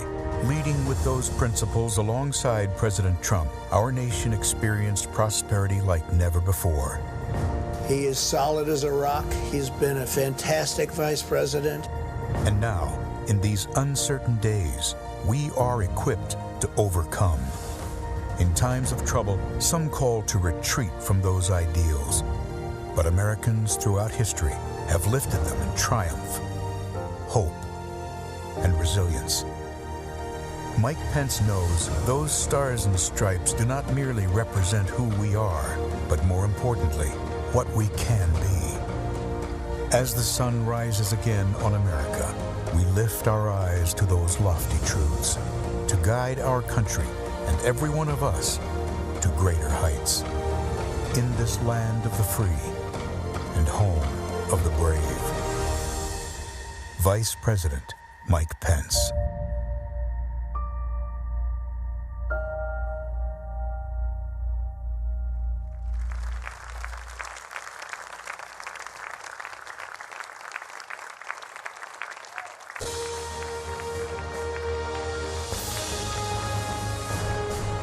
Please welcome the Vice President of the United States, Mike Pence, accompanied by the Second Lady, Mrs. Karen Pence.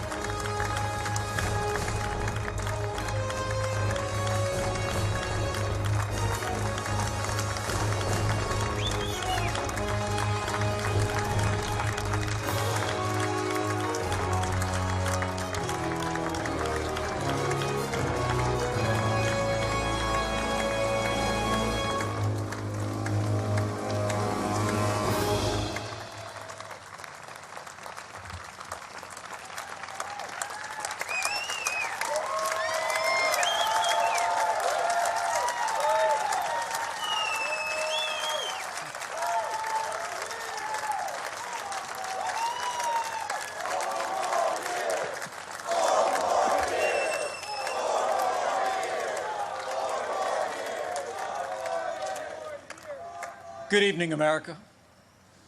It's an honor to speak to you tonight from the hallowed grounds of Fort McHenry, the site of the very battle that inspired the words of our national anthem.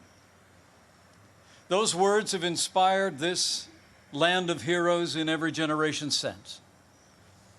It was on this site 206 years ago when our young republic heroically withstood a ferocious naval bombardment from the most powerful empire on earth.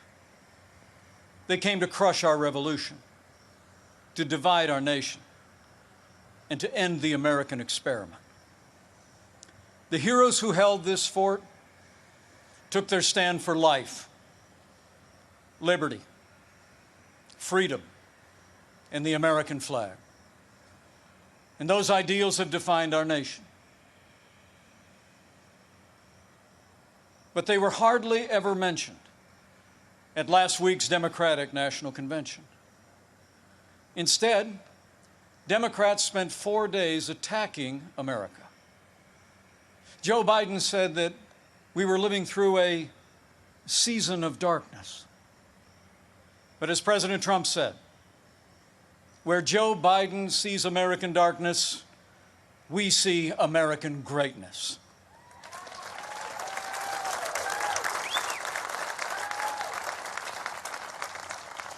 In these challenging times, our country needs a president who believes in America, who believes in the boundless capacity of the American people to meet any challenge, defeat any foe, and defend the freedoms we hold dear. America needs 4 more years of President Donald Trump in the White House.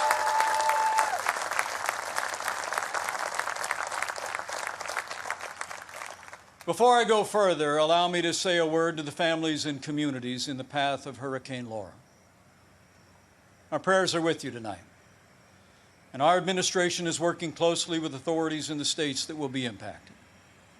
FEMA has mobilized resources and supplies for those in harm's way.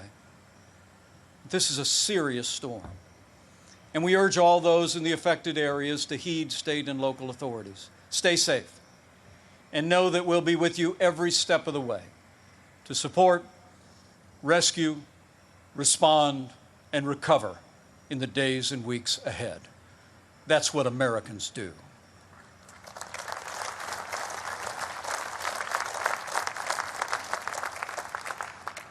Four years ago, I answered the call to join this ticket because I knew that Donald Trump had the leadership and the vision to make America great again. And for the last 4 years, I've watched this president endure unrelenting attacks, but get up every day and fight to keep the promises that he made to the American people. So with gratitude for the confidence President Donald Trump has placed in me, the support of our Republican Party, and the grace of God, I humbly accept your nomination to run and serve as Vice President of the United States.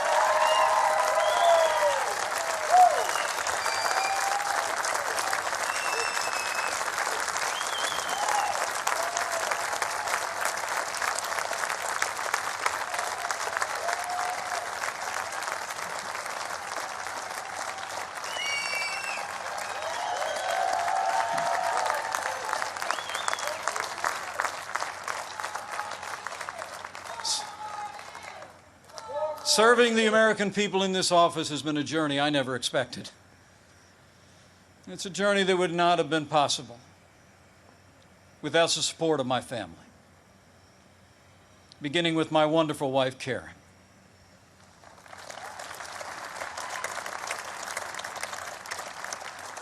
She's a lifelong school teacher, an incredible mother to our 3 children.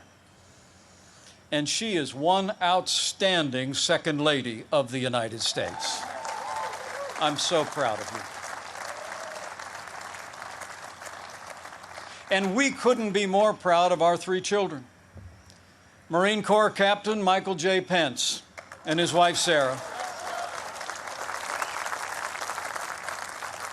Our daughter, Charlotte Pence Bond, an author, and the wife to Lieutenant Henry Bond, who is currently deployed and serving our nation in the United States Navy.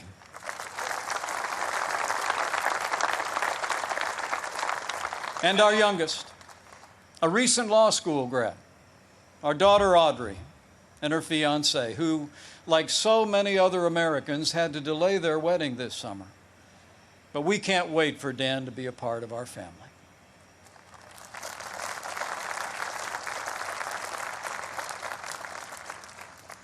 In addition to my wife and kids, the person who shaped my life the most is also with us tonight. My mom, Nancy.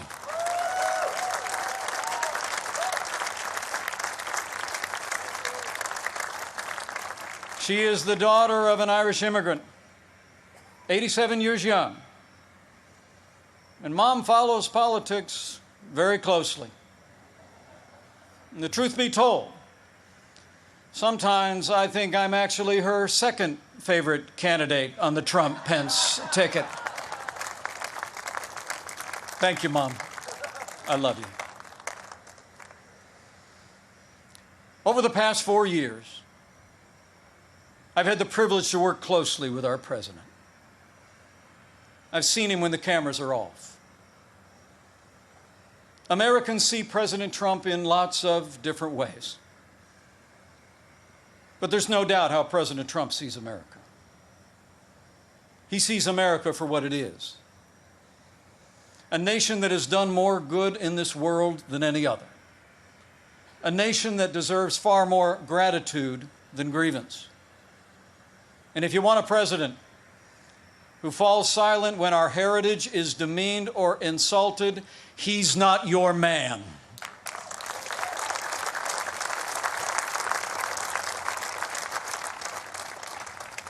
Now, we came by very different routes to this partnership. And some people think we're a little bit different. But you know, I've learned a few things watching him. Watching him deal with all that we've been through over the past 4 years. He does things in his own way, on his own terms. Not much gets past him. And when he has an opinion, he's liable to share it. He's certainly kept things interesting. But more importantly, President Donald Trump has kept his word to the American people.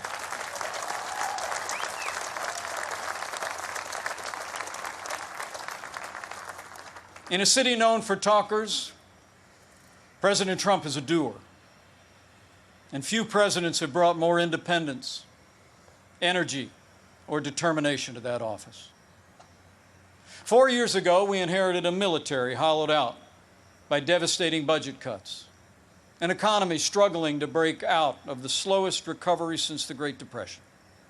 ISIS controlled a land mass twice the size of Pennsylvania, and we witnessed a steady assault on our most cherished values, freedom of religion and the right to life.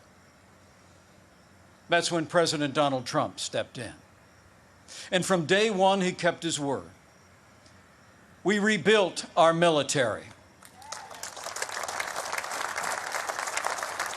This president signed the largest increase in our national defense since the days of Ronald Reagan and created the first new branch of our armed forces in 70 years, the United States Space Force.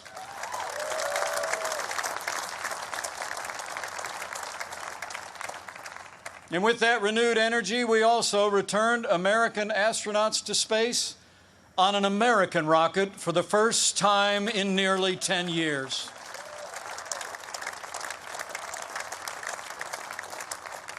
And after years of scandal that robbed our veterans of the care that you earned in the uniform of the United States, President Trump kept his word again. We reformed the VA, and Veterans Choice is now available for every veteran in America.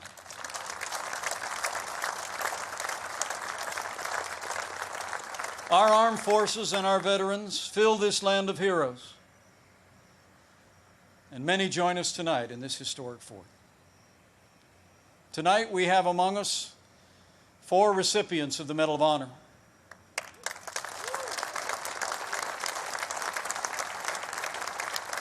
Six recipients of the Purple Heart. A Gold Star mother of a gallant Navy SEAL. And wounded warriors from Soldier Strong, a group that serves our injured veterans every day. We are honored by your presence, and we thank you for your service.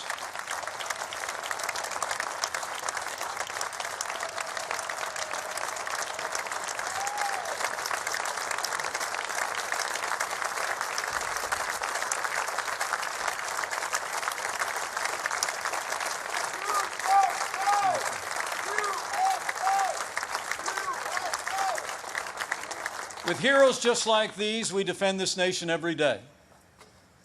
And under this Commander-in-Chief, we've taken the fight to radical Islamic terrorists on our terms, on their soil. Last year, American armed forces took the last inch of ISIS territory, crushed their caliphate, and took down their leader without one American casualty. And I was there when President Trump gave the order to take out the world's most dangerous terrorist. Iran's top general will never harm another American because Qasem Soleimani is gone.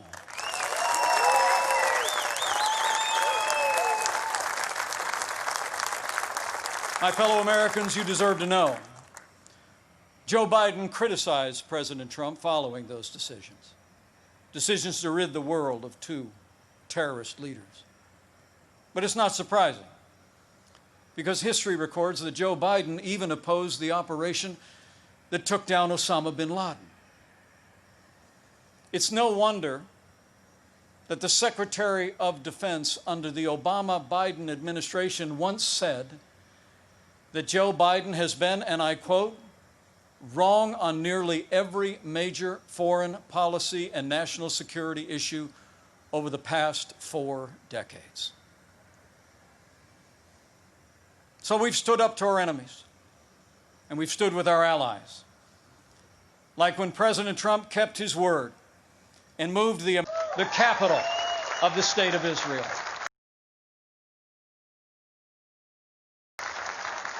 Setting the stage for the first Arab country to recognize Israel in 26 years.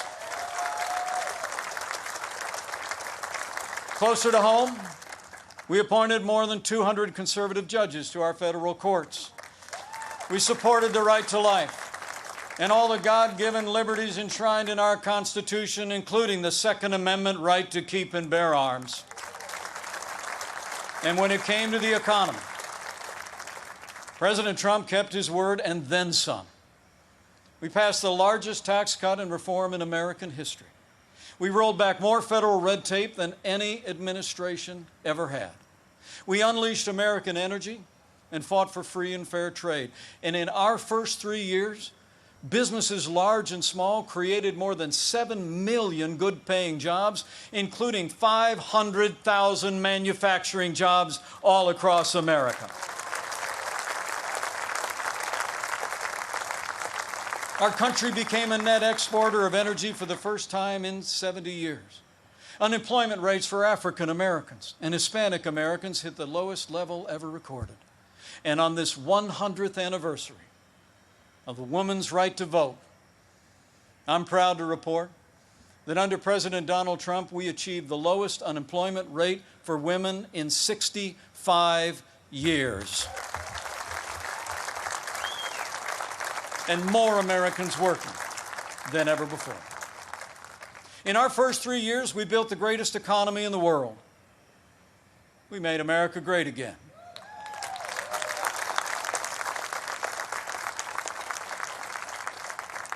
And then the coronavirus struck from China.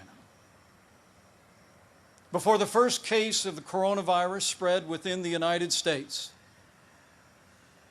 the President took unprecedented action and suspended all travel from China, the second largest economy in the world. Now that action saved untold American lives. And I can tell you firsthand, it bought us invaluable time to launch the greatest national mobilization since World War II. President Trump marshaled the full resources of our federal government from the outset. He directed us to forge a seamless partnership with governors across America in both political parties. We partnered with private industry to reinvent testing and produce supplies that were distributed to hospitals around the land. Today, we're conducting more than 800,000 tests a day, and we have coordinated the delivery of billions of pieces of personal protective equipment for our amazing doctors, nurses, and healthcare workers.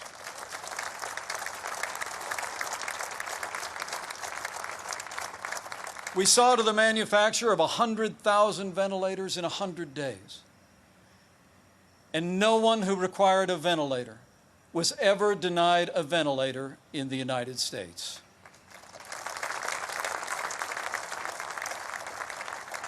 We built hospitals, surged military medical personnel, and enacted an economic rescue package that saved 50 million American jobs. As we speak, we're developing a growing number of treatments known as therapeutics, including convalescent plasma, that are saving lives all across America. Now, last week, Joe Biden said that no miracle is coming. Well, what Joe doesn't seem to understand is that America is a nation of miracles. And I'm proud to report that we're on track to have the world's first safe, effective coronavirus vaccine by the end of this year.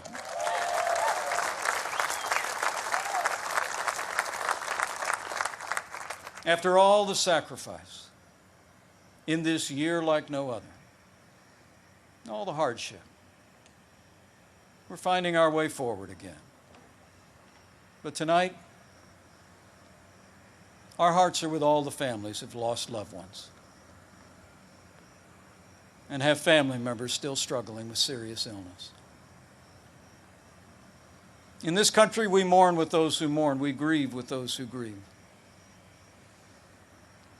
And this night, I know that millions of Americans will pause and pray for God's comfort for each of you.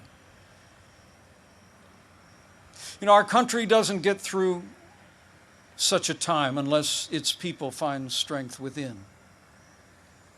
The response of doctors, nurses, first responders, farmers, factory workers, truckers, and everyday Americans who put the health and safety of their neighbors first has been nothing short of heroic.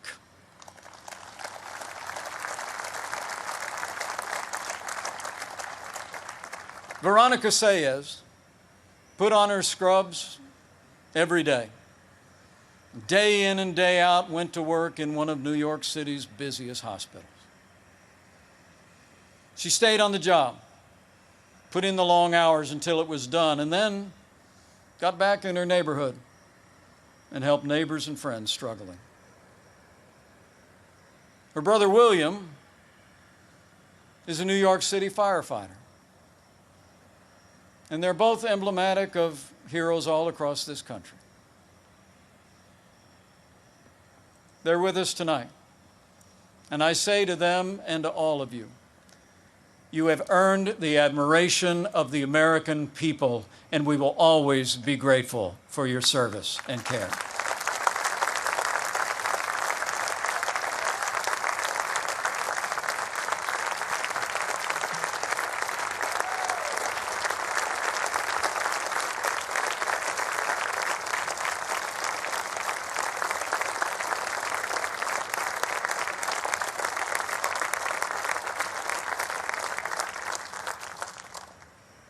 Thanks to the courage and compassion of the American people, we're slowing the spread.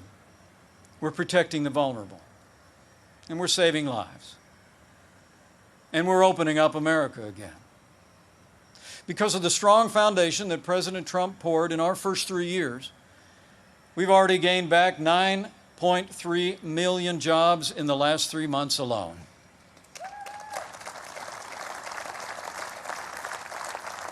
And we're not just opening up America again. We're opening up America's schools.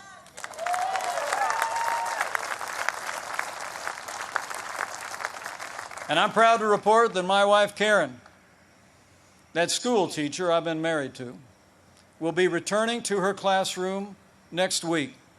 And so to all of our heroic teachers and faculty and staff, thank you for being there for our kids. We're going to stay with you every step of the way.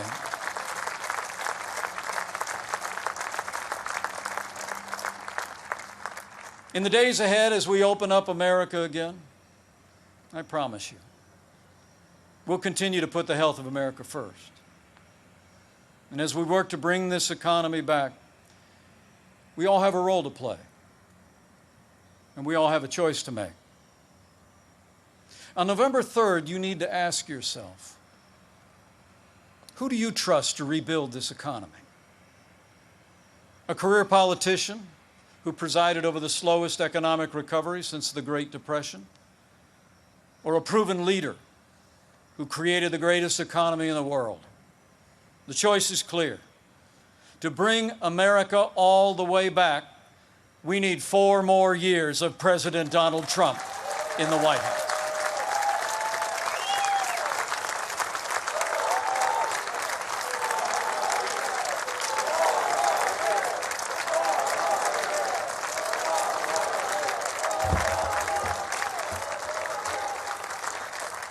My fellow Americans, we're passing through a time of testing. But in the midst of this global pandemic, just as our nation had begun to recover. We've seen violence and chaos in the streets of our major cities. President Trump and I will always support the right of Americans to peaceful protest. But rioting and looting is not peaceful protest. Tearing down statues is not free speech. And those who do so will be prosecuted to the fullest extent of the law.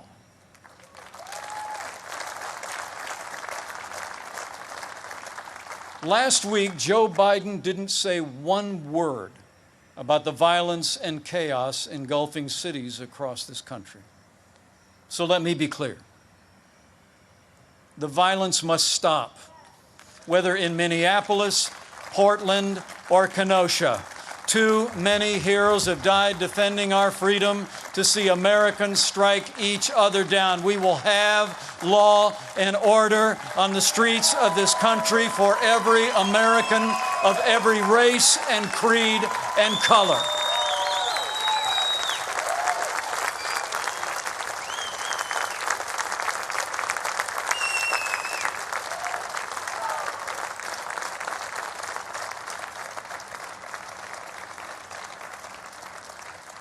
President Trump and I know that the men and women that put on the uniform of law enforcement are the best of us. Every day, when they walk out that door, they consider our lives more important than their own. People like Dave Patrick Underwood, an officer in the Department of Homeland Security's Federal Protective Service, who was shot and killed during the riots in Oakland, California. Dave's heroism is emblematic of the heroes that serve in blue every day. And we're privileged tonight to be joined by his sister, Angela. Angela, we say to you, we grieve with your family. And America will never forget or fail to honor Officer Dave Patrick Underwood.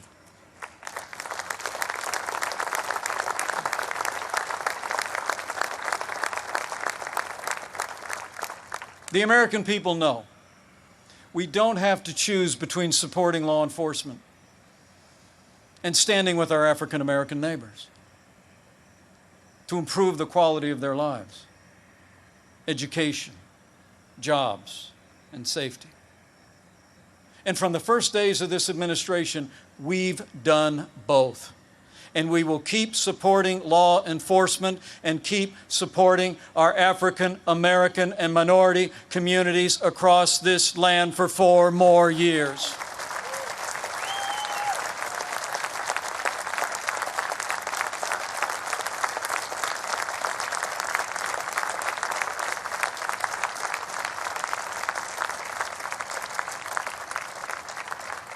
Now, Joe Biden says that America is systemically racist and that law enforcement in America has, and I quote, an implicit bias against minorities. When asked whether he'd support cutting funding to law enforcement, Joe Biden replied, yes, absolutely. Joe Biden would double down on the very policies that are leading to violence in America's cities. The hard truth is, you won't be safe in Joe Biden's America. And under President Trump, we will always stand with those who stand on the thin blue line, and we're not going to defund the police, not now, not ever.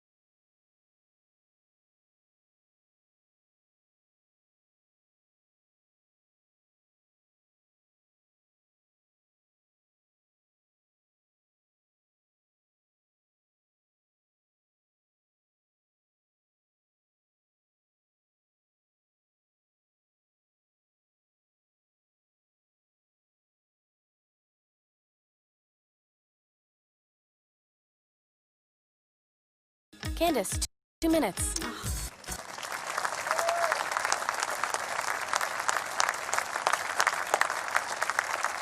My fellow Americans, we're going through a time of testing. But if you look through the fog of these challenging times, you will see our flag is still there today.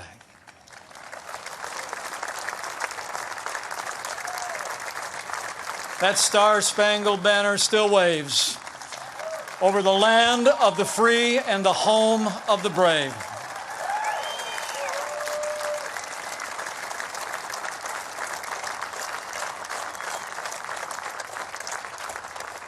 From these hallowed grounds, American patriots in generations gone by did their part to defend freedom. Now it's our turn. So let's run the race marked out for us. Let's fix our eyes on Old Glory and all she represents. Let's fix our eyes on this land of heroes and let their courage inspire. And let's fix our eyes on the author and perfecter of our faith and our freedom. And never forget that where the Spirit of the Lord is, there is freedom. That means freedom always wins.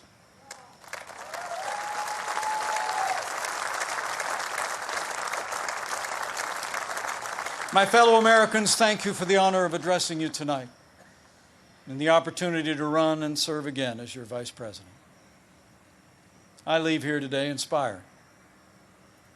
And I leave here today more convinced than ever that we will do in our time as Americans have done throughout our long and storied past. We will defend our freedom and our way of life.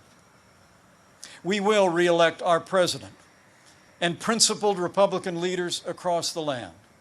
And with President Donald Trump in the White House for 4 more years, and with God's help, we will make America great again. Again. Thank you. God bless you. And God bless the United States of America.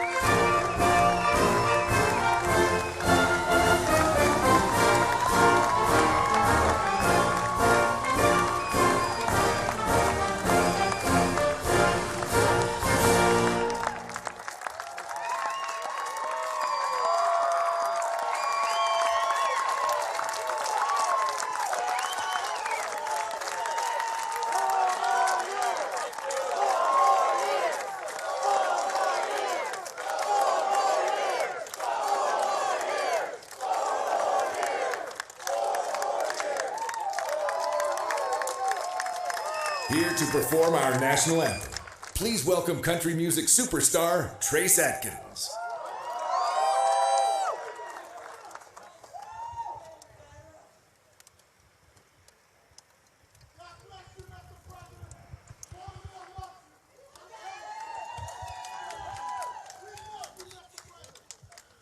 Oh, say, can you see by the dawn's early light what so proudly we hailed at the twilight's last gleaming,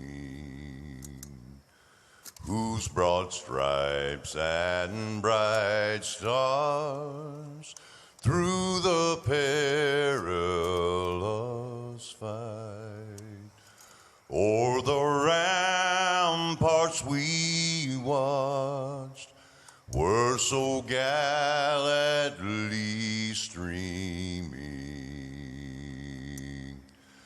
and the rocket's red glare, the bombs bursting in air, gave proof through the night that our flag was still there. Oh, say does that star-spangled banner yet wave o'er the land of the free and the home of the brave.